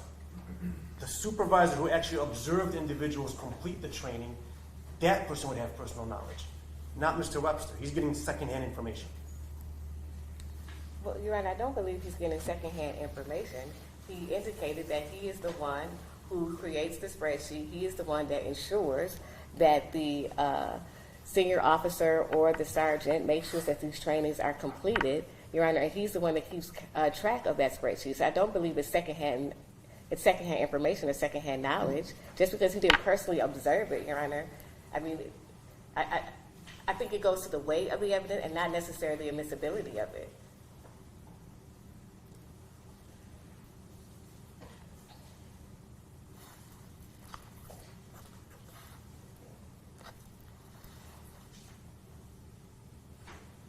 And what exactly is that document show? I mean, The document shows, Your Honor. Oh, I'm sorry. May I just- Yes.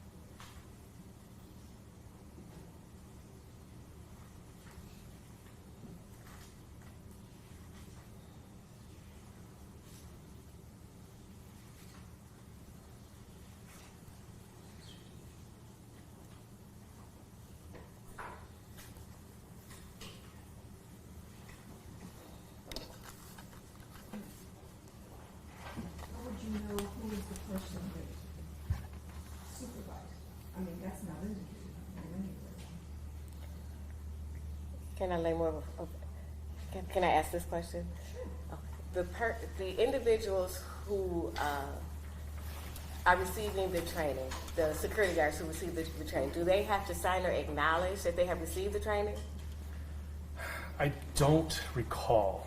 I know I filled, or as part of the training, I gave out a checklist, listed everybody's names, and I had whoever was conducting the training sign off, or at least initial, or write the date next to the person's name that they trained. But I don't recall if the officer actually signed off on that or not. It might have been just the sergeant or whoever was conducting it just wrote in a date. But the sergeant, that person would acknowledge that that particular security guard, let me back up. The sergeant, that person would acknowledge that that training was conducted at that particular time. Yes. Okay. So my objection is hearsay.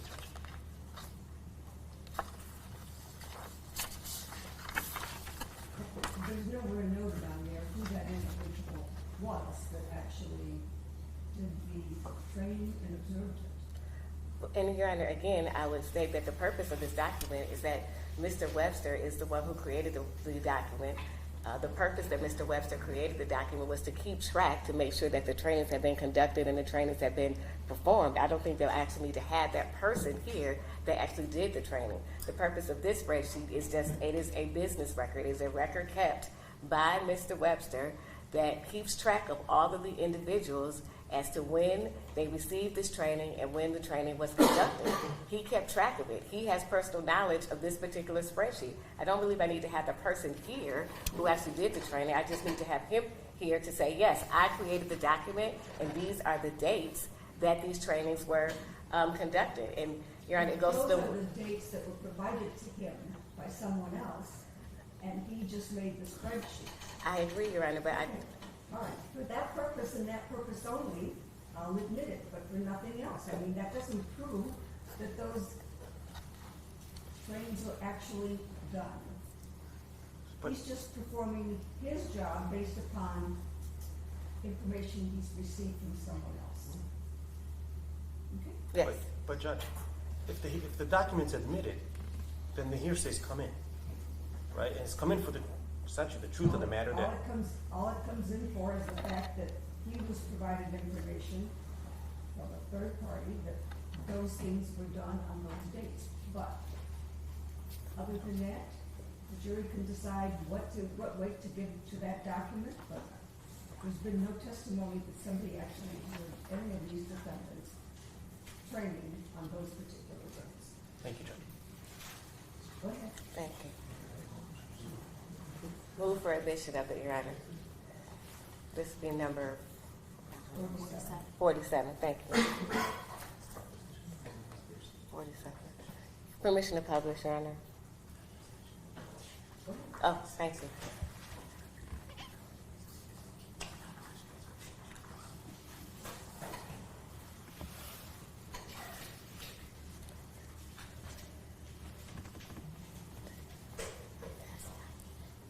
Yeah, I can barely see it.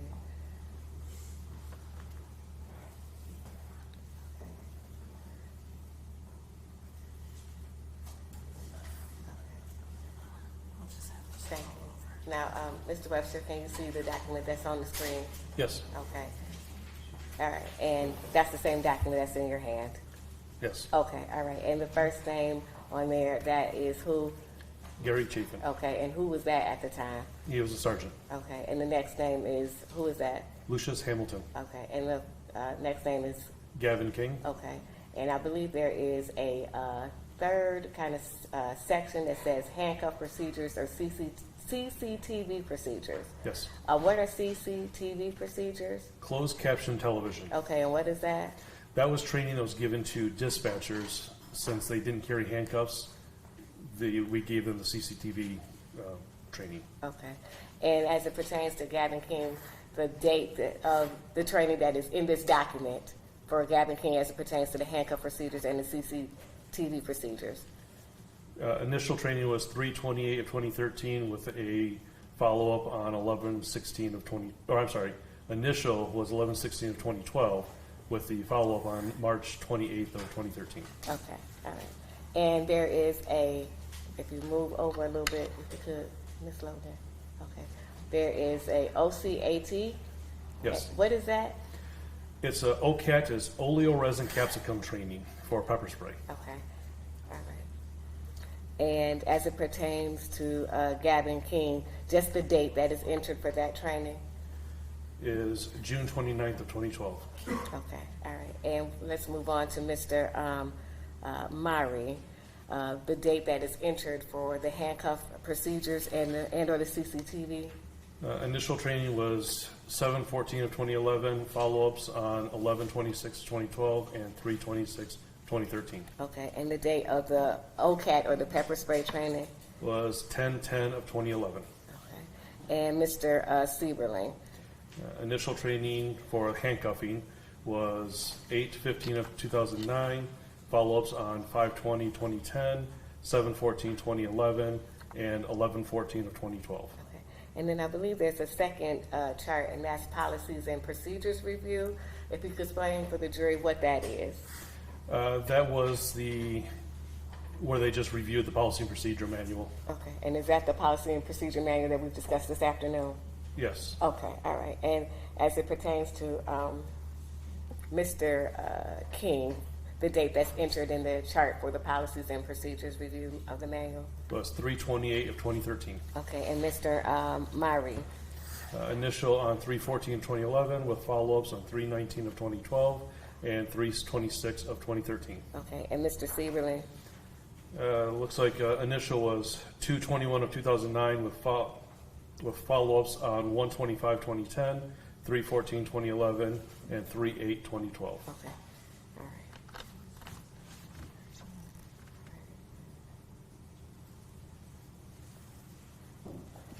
And what is one, and as it pertains to Mr. Seiberling, what is January 7, 2013? What? Oh, I'm sorry. Yeah, that would be the last follow was Okay. January 7th of 2013. Okay. All right. And there are a couple other boxes if you can scroll over. Use of force, is that one of the topics? Yes. Okay. All right. And stance and relative positioning, what does that mean? That's to train people or train officers on how to stand in relative position to a subject that they're dealing with. Okay. And then the last box is verbal communication tactics. Yes. What does that mean? Basically, how to talk to people when you are handling a situation. Okay. Now I want to ask you a couple of questions about, I guess the OCAT, the pepper spray. In your position as assistant director, and even as your role as security guard, are you familiar with pepper spray? Yes. Okay. And under what circumstances is it to be used and not to be used? It can be used on any. I'm not objecting to relevance because the individual who used the pepper spray is not here. Okay. That's true. Well, Your Honor, I still do believe it's relevant because it is the reason as to, why all of this occurred. Just because that person isn't here does not mean that it's not relevant. It's been plenty of video as well as testimony about the pepper spray. Yes, but none of these defendants pepper sprayed Mr. Cochran here. I'll draw the question, Your Honor. Mr. Webster, what is a 10-100? 10-100 is a code that is used over the radio to warn the officer of a potentially emotionally disturbed person. Okay. And how are the security guards, or how were the security guards instructed to respond to a 10-100? Jeff, unless he just lays a foundation that they had personal knowledge in which security guards. He knows. I'm asking in general, Your Honor. I'm not asking as it pertains to any specifics. I'm just asking questions in general as his role. What they were supposed to do? Correct, as to what they were supposed to do. In general? Yes. Not specifically to any of these defendants? Yes, in general. Generally, an officer should respond to a 10-100 as if they could be volatile or you really don't know how that they're going to react. So you have to use utmost care in dealing with anybody that has that potential. Okay, and when you say care, what do you mean by that? Basically, you're trying to protect yourself from any type of physical threat that they may pose, because a emotionally disturbed person could turn very quickly depending on their mood or depending on how they perceive you responding to them. Now, Mr. Webster, were you working on January 28, 2014, on the day of this incident? I was attending training that day. Okay, so you were off-site? Correct. Okay. And when the incident happened, were you notified? Yes. And how were you notified? By telephone. Okay. By whom? By Sergeant Chapin. Okay. And as a result of that conversation with Sergeant Chapin, did you come back to the mall? Yes. After speaking with Sergeant Chapin, I called Mark Coffin, who was the director. We made arrangements to meet and drove to the site. Okay. And what was your role or action upon arriving at Northland Mall? I went to the camera system and downloaded the camera footage to a disk and provided it to the Southfield Police Department. I have nothing further.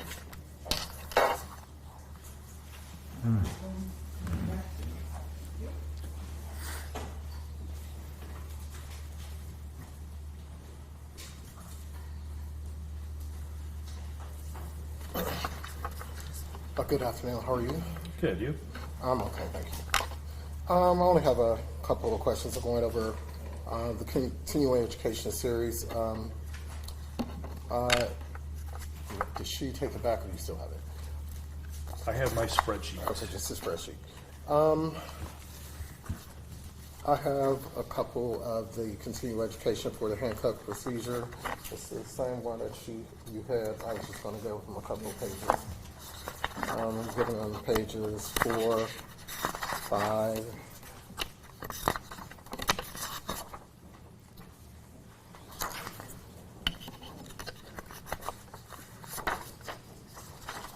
and 7.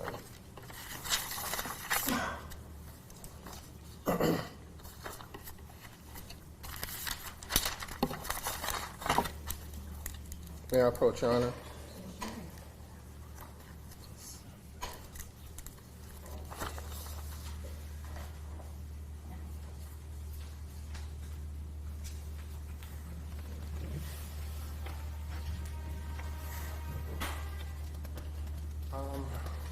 On page 4, that is the document that I gave you, the continuing education for handcuffing procedure, page 4, 5, and 7. Yes. The first initial one, PowerPoint, that I have checked on here, could you read it for us? The second paragraph. The first paragraph, the one that's checked.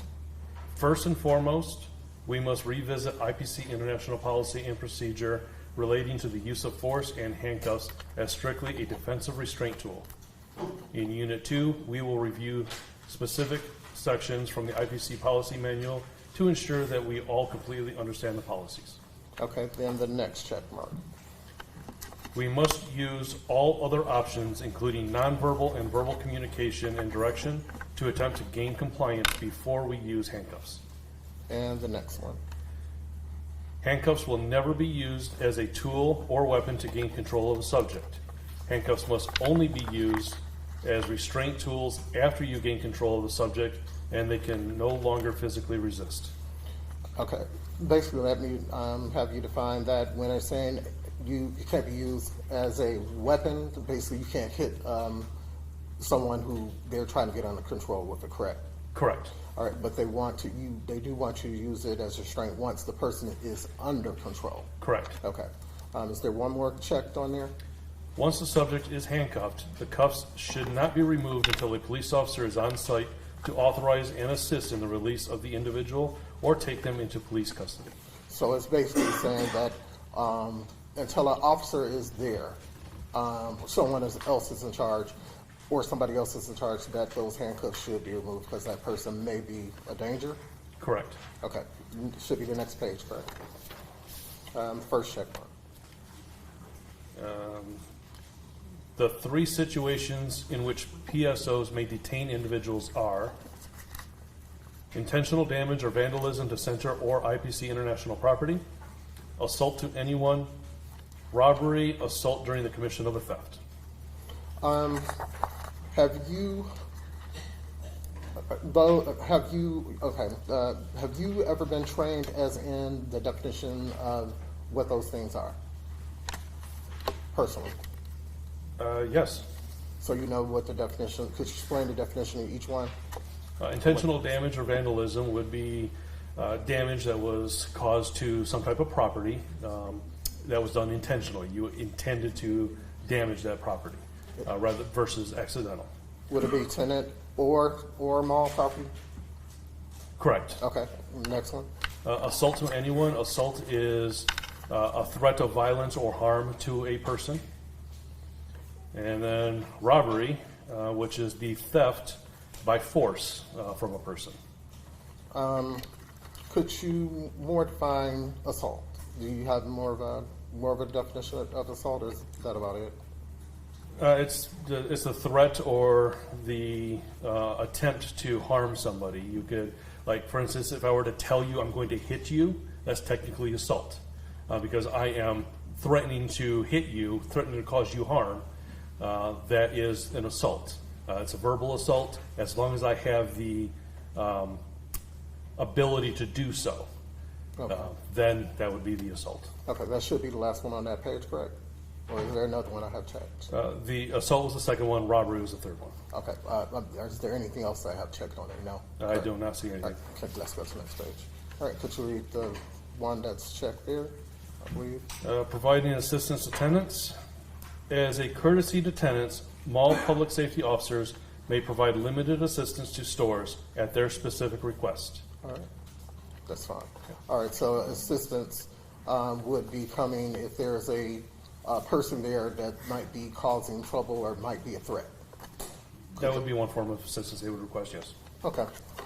I think that's all the questions I have for you. Thank you.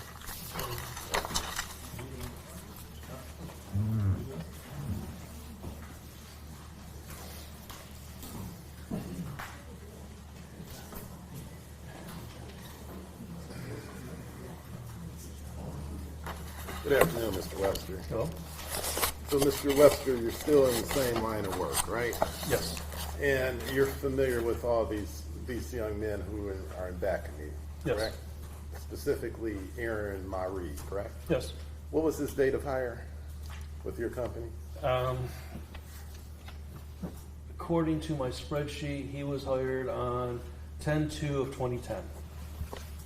10/2 of 2010. And when was his exit date?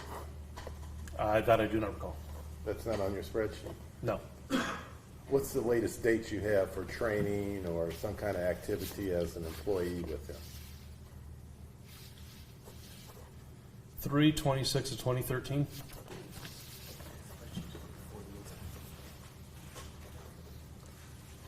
Could I see those exhibits?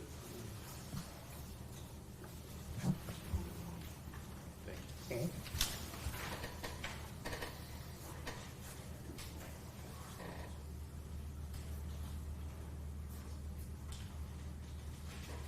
So on exhibit 47, up under OCAT, there's a date of 10/10/2014.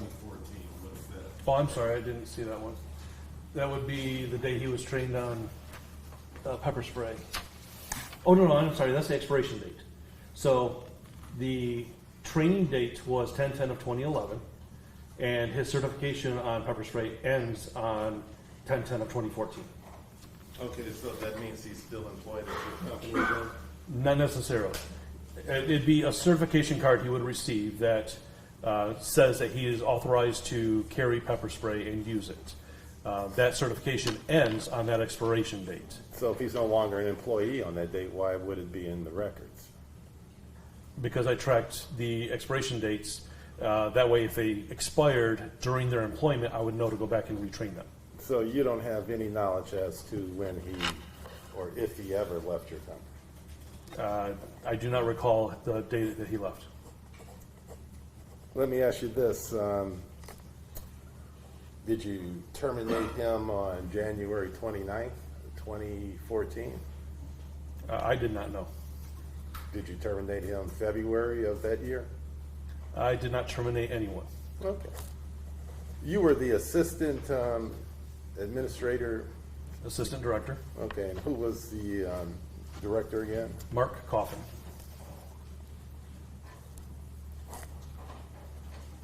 And with regards to the training books for handcuffs, you use the same handbook every year. Would that be a fair statement? Yes. And that was started in 2006, correct? I believe It was 2008. And that consisted of what, a couple of pages? The training manual? Yes. It was a rather lengthy book. Okay, and you mentioned something about, we'll strike that. When you say it was a rather lengthy book or handbook, how many pages was it? I do not know. And you never took part in the personal training of these individuals, correct? It's possible, but I do not recall. Okay, what about with Mr. Maree? Did you ever train him in any form, any way, with any apparatus or device? The OCAT training, I was the only one certified to train people in. So I conducted all the OCAT training. The rest of the training was up to any supervisor who was on duty at the time. When you say OCAT training, what's that again? The pepper spray training. So you trained Mr. Maree on pepper spray? I trained everybody that was trained at that I'm department. only focusing on Mr. Maree. Yes, I trained Mr. Maree on the OCAT. And on the pepper spray, how often do you train these individuals on the pepper spray? Once every 3 years. Okay. Now, with respect to this case, you had intel that pepper spray was... Objection, Your Honor, as to relevance. As to the pepper spray. I wasn't really finished, but... Let her finish his question and then you can object, all right? Well, let me put it this way. Did you do any investigation or follow-up on this incident that occurred on the 28th of January, 2014 with your employees?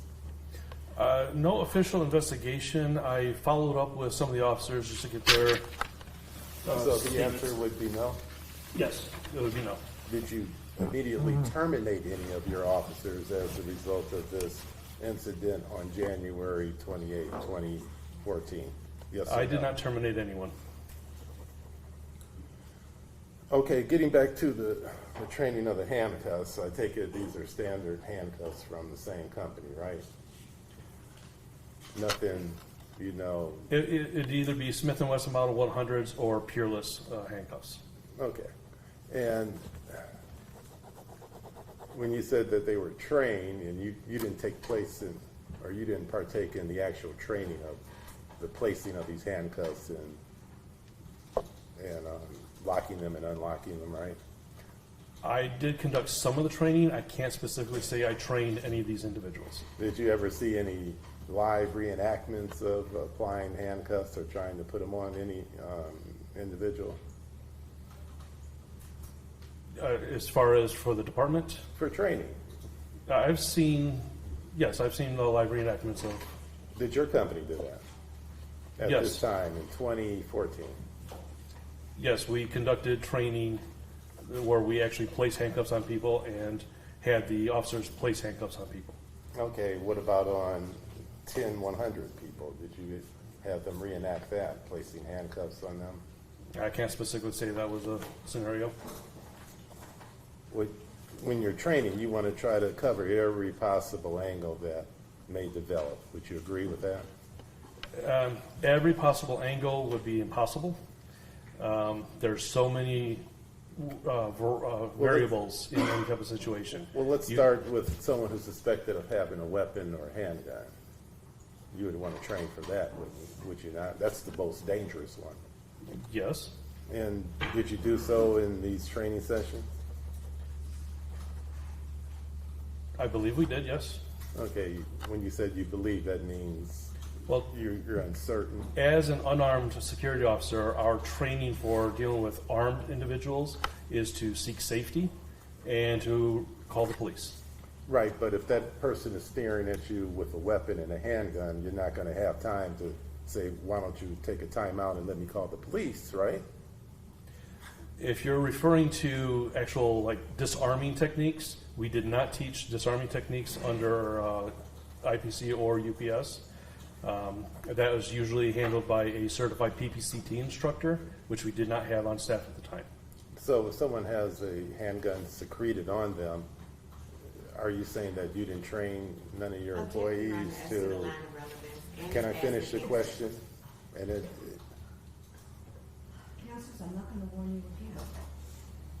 Let the person finish the question and then you may object. And don't answer anything until I get to rule. Thank you. Go ahead. Thank you. Now I got interrupted. I don't remember what it was. But That happens to me a lot. I know, Judge. Now, you've testified about these training manuals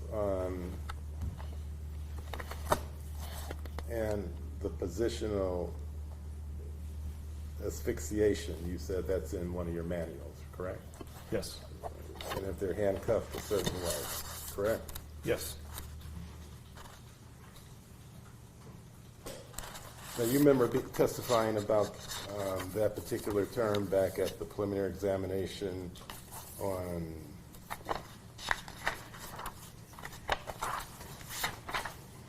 (2021), 2021, specifically October 28th, 2022? Yes. And do you remember being asked questions from me about whether or not you had even heard of that term? I remember being asked the question. Can't say it was from you, but yes, I remember the question. And when you were asked that question, you didn't even know what that term was at that time and point, correct? Positional asphyxiation? Yes. No, I knew what that term was. Did you say whether or not it was in your training manual, or did you deny that it was in your training manual? I couldn't specifically say it was in the training manual because I couldn't recall having read that in that particular training manual.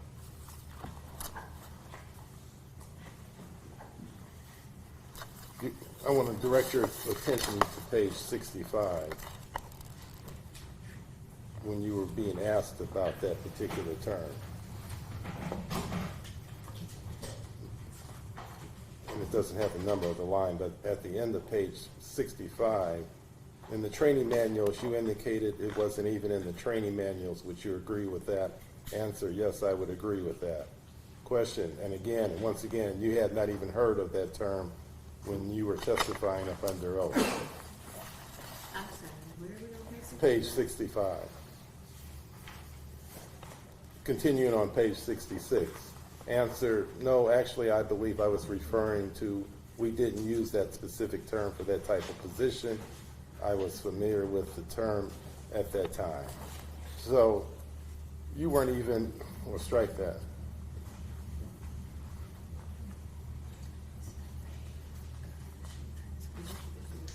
I'm sorry, lady.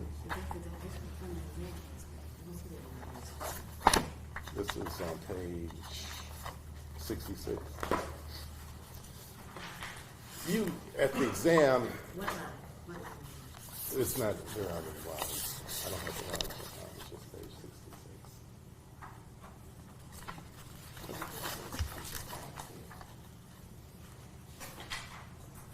That's how you get that position. Well, you want my copy?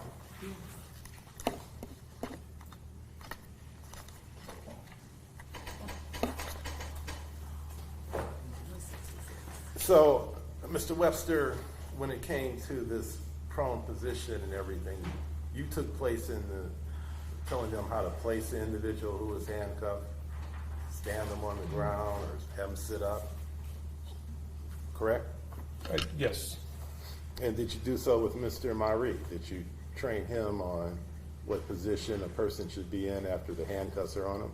Yes. Okay. What about trying to get handcuffs on an individual who is resistant and is trying to shield their wrists from your security officers? Did you have any type of training on how they could circumvent that and put the handcuffs on them? Did I have any training in that? Yes, or what was your specific training for that incident? So my training is, I've been trained in a variety of techniques through PPCT through my career. As far as training other individuals, I can't say specifically if I trained them in those techniques because I was not a certified instructor in handcuffing in the PPC techniques. Now, after this incident on the 28th of January, did you obtain a written statement about what happened from Mr. Aaron Maree?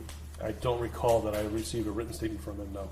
You didn't. What about your super or your immediate director? Did he request a written statement from him? I don't recall if he did. Would that be in your business records? If I showed you a copy, would that be in your business records, sir? It possibly would be. So you never had Mr. Maree give a statement to the Southfield police that day? I personally did not request the statement. The Southfield police may have requested them to write. Okay, I'm sorry, because you weren't even there, right? Correct. And did you ever interview the store owner, Mr. Ansaro? I spoke to him. I did not interview him, no. Did you look at the in-store video or any video that may have shown this incident? I've seen the in-store video, yes. When did you make those observations of the videos? Best recollection is when it was shown to me as part of the civil suit. Did you ever personally go to the police with your information about what happened? Not that I recall, no. You didn't think it was important to tell your side of the story, or at least your agency's side of the story as to what happened? I was not a witness to the incident, and as far as I'm aware, the police would be more focused on what the incident occurred. So you didn't even reach out to the police to see whether or not your agency was going to be liable in this case? Objection, Your Honor, as to relevance. Well, did you reach out to the police on January 29th to see if they wanted any cooperation from your employees? I don't recall reaching out to them, no. surely if you had felt your employees had violated the policy of their training and done something illegal, you would have called the police on the 28th of January, correct? We had a very good relationship with the Southfield Police Department. And I appreciate that, but you and- would have called the police if you felt that your client or your employees had done something illegal, yes or no? Yes. If we Thank had you, felt that they'd sir. done something illegal, we would have called the police. Thank you, sir. Nothing further.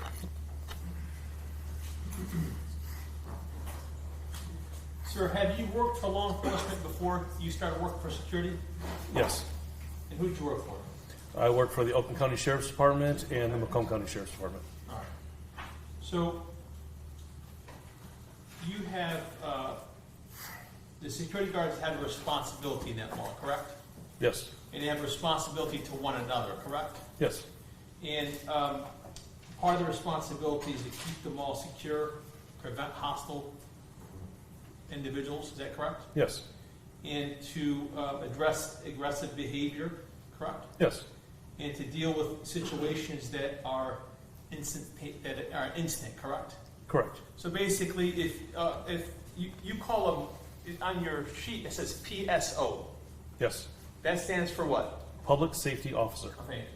And if a public safety officer is walking in the mall and he sees someone pummeling someone else, they're not going to say, hold on, I have to stop and observe, to call law enforcement. They have to jump into action, correct?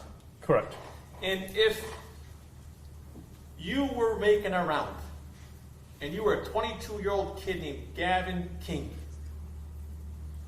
as a public safety officer, if a public safety officer sees a sergeant struggling with an individual, you'd expect him to do what they can to assist, correct?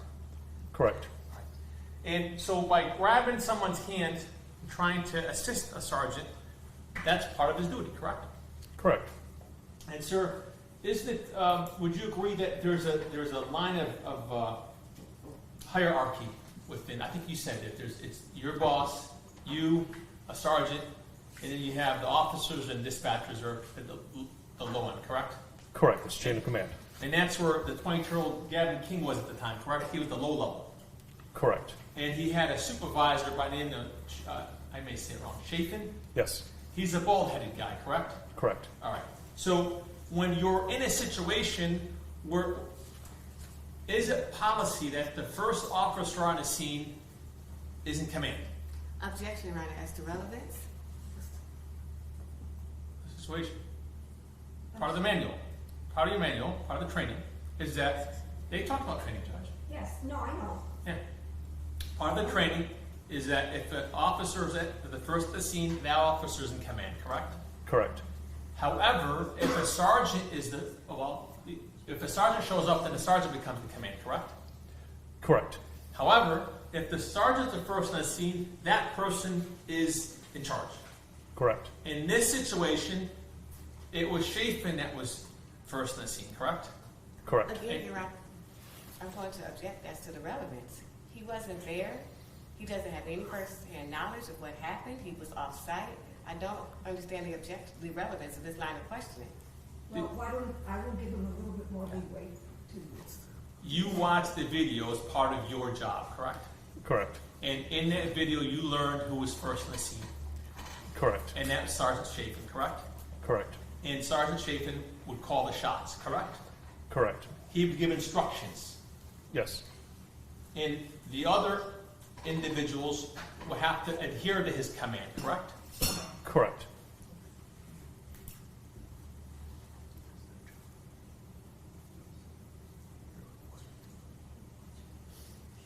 So that's because that's part of the requirement, correct? Yes. And sir, you were at Northland Mall for quite some time, isn't that right? Yes.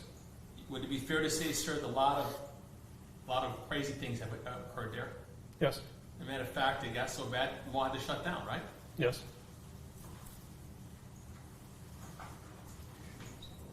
And sir, there's been shootings there, correct? Yes. There's been assaults there. Yes. To say the least. And if you had to call Southfield Police Department for every little thing, you'd overwhelm them. Would that be fair to say? Correct.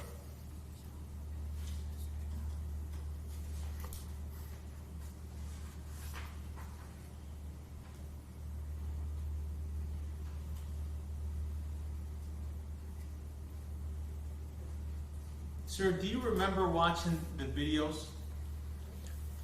Yes, And do you remember Gaven King being the fourth person there? I'd have to review the videos again. I remember him showing up. I can't say if it was the fourth. Okay. Do you remember him showing up when there was already a melee in the ground? I believe so, yes.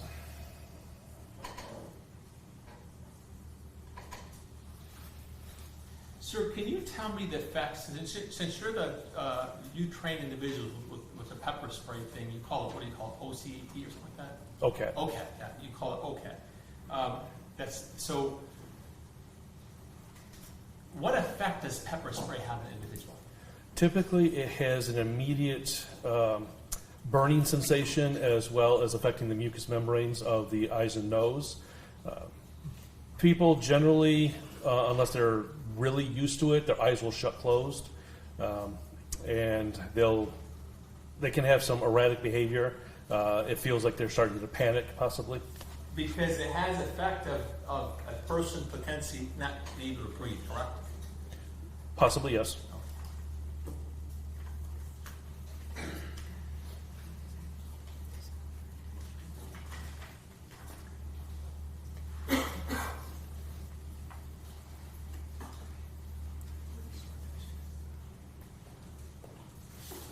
Sure, the sergeant had that pepper spray, correct? I Chafin? can't say for sure. Well, you watched the video, he's the one that used it, correct? As far as from the video, he was the only one who sprayed him. Okay.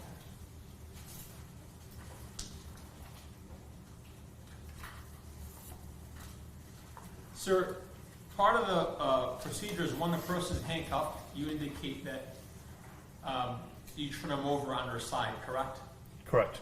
Didn't you see that in the video where they turned them on the side, Mr. Cochran? I don't recall.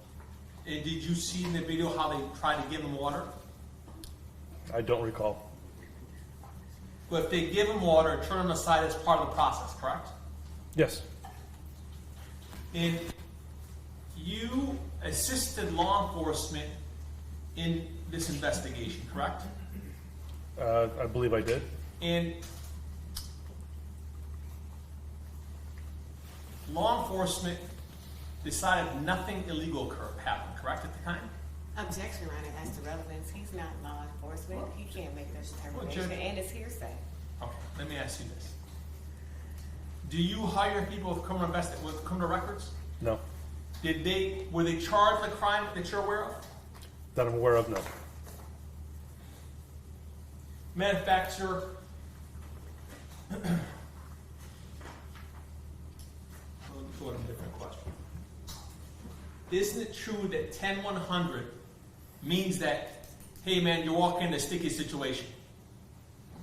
It can be classified as such, yes.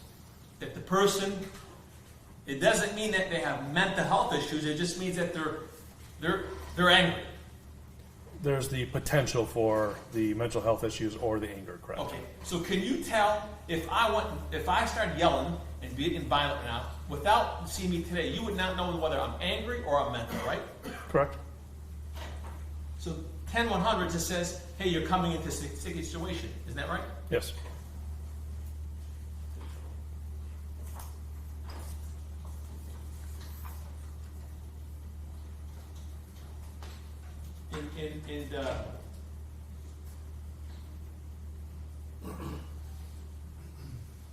Police were called by the security, correct?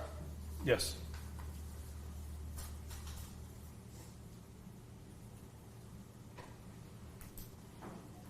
Part of their job is also to protect one another, correct? Correct. Security guards? Yes.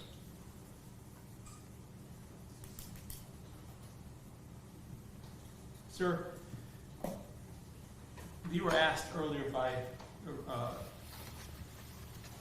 Attorney Wright Blake whether or not you fired anybody, correct? Correct. You didn't fire anybody, right? Correct. Your company didn't fire anybody at all, correct? I don't believe they did, no. None of these individuals were fired, correct?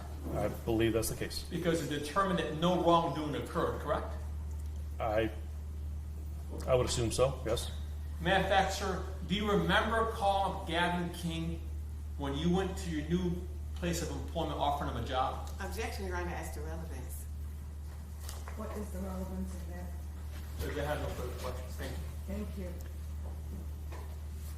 No question. No questions? No questions. Ms. Rec? Yes.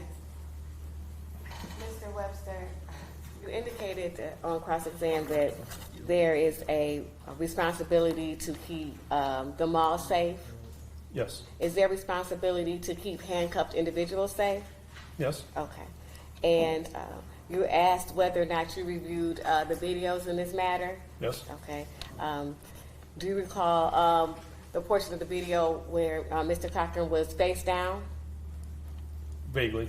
Okay. Is that pursuant to training of the manual?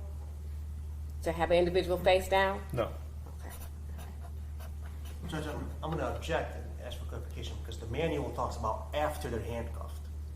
Is it after an individual is handcuffed? Is it pursuant to policy to have them face down? Once they're handcuffed and under control, they're to be placed into a position of comfort or safety. Face down, that's a position of comfort? That's Is not that a what he position? said. Is That that? is not what he said, okay? He said after the handcuff, to be placed in a position of comfort or safety. Let me ask you this. Would you consider 5 security guards on an individual a position of comfort Objection, there was not 5 individuals on him after he was handcuffed. after he was handcuffed?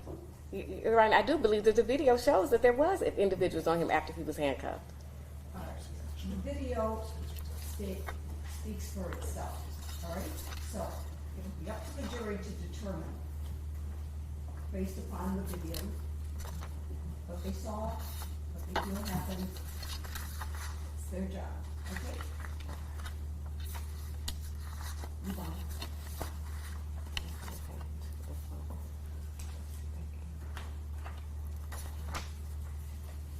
No, I believe Mr. Webster, when I think it was Mr.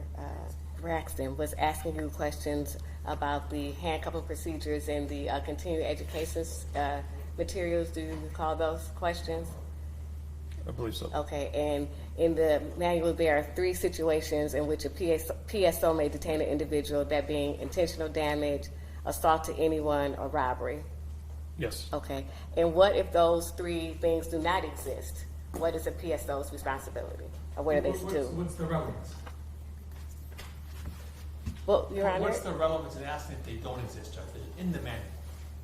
Well, Your Honor, because I do think it's relevant. It's relevant because if these things exist, then this is what happens. You know, if these 3 things exist, then the PSO officers are to do certain things. If they don't exist, I want to know what are they supposed to do if those things don't exist. I do think it's relevant. Well, you didn't ask that question. You asked about those 3 things.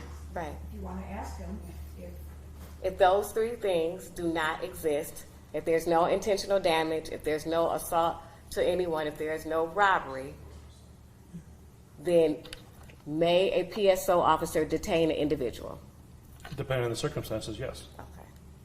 And what circumstances would those be? There's a wide variety of circumstances, safety to others or to themselves, any number of laws that may have been broken. What about a person that's just standing there? Just standing there? Yes. If they're just standing there, then I don't see a reason why they would be handcuffed. Okay, what about a person who's just staring? Again, I don't see that reason. Okay, I have nothing further. Sir, if a person says, I'm going to kill someone, that's a reason, correct? That's a valid reason? Yes. If a person's rolling on the ground with your sergeant and they're struggling, that's another reason, correct? Correct.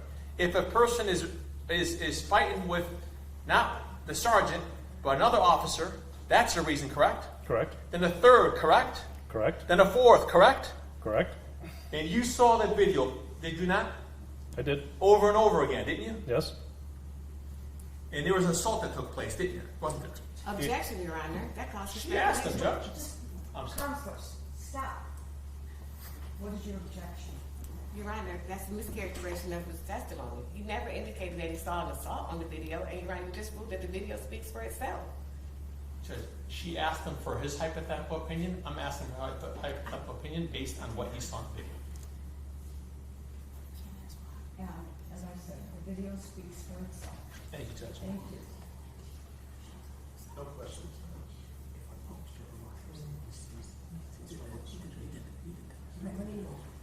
You have to recross?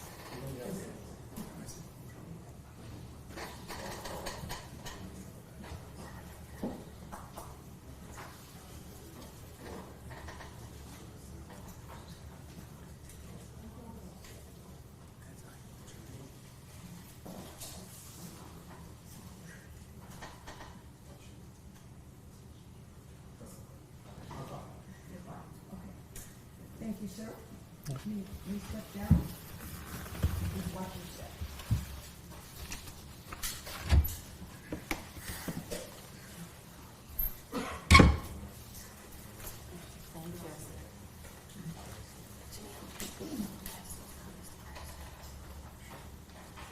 Ladies and gentlemen, the jury, I'm going to release you for the day. I'm going to caution you not to discuss the case of or watch any news reports or read any articles that will we ask you to return at 9:30 tomorrow, at which time we will resume taking the testimony.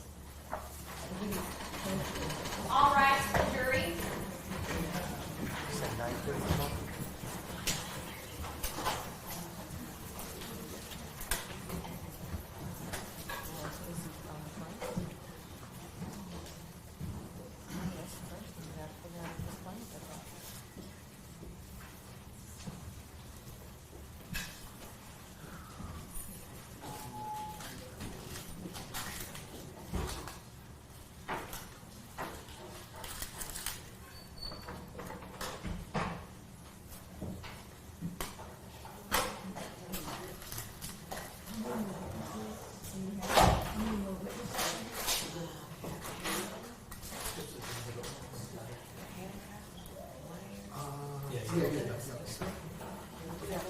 We have 5 more witnesses.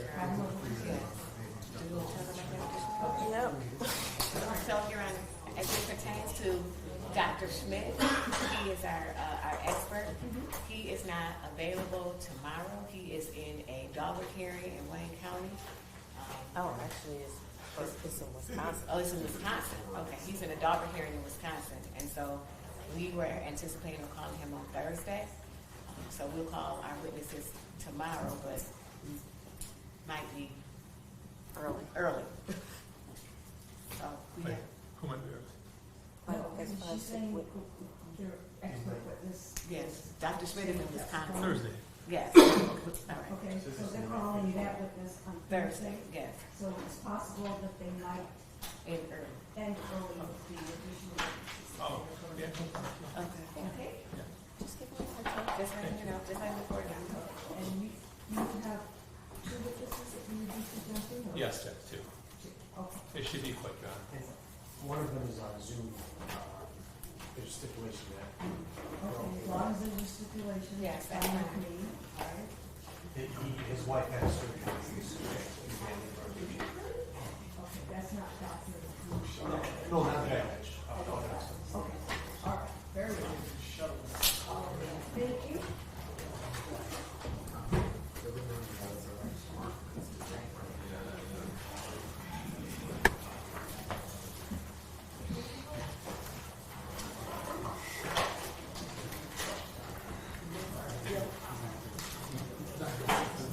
Okay, counsel, regarding the Zoom witness, this is the first that I've Oh, heard is it- about you don't- anything.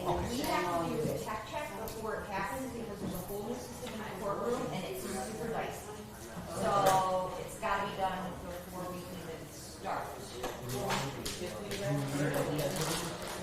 There is a Zoom meeting ID that you can give them, but I'm saying that you need to touch base with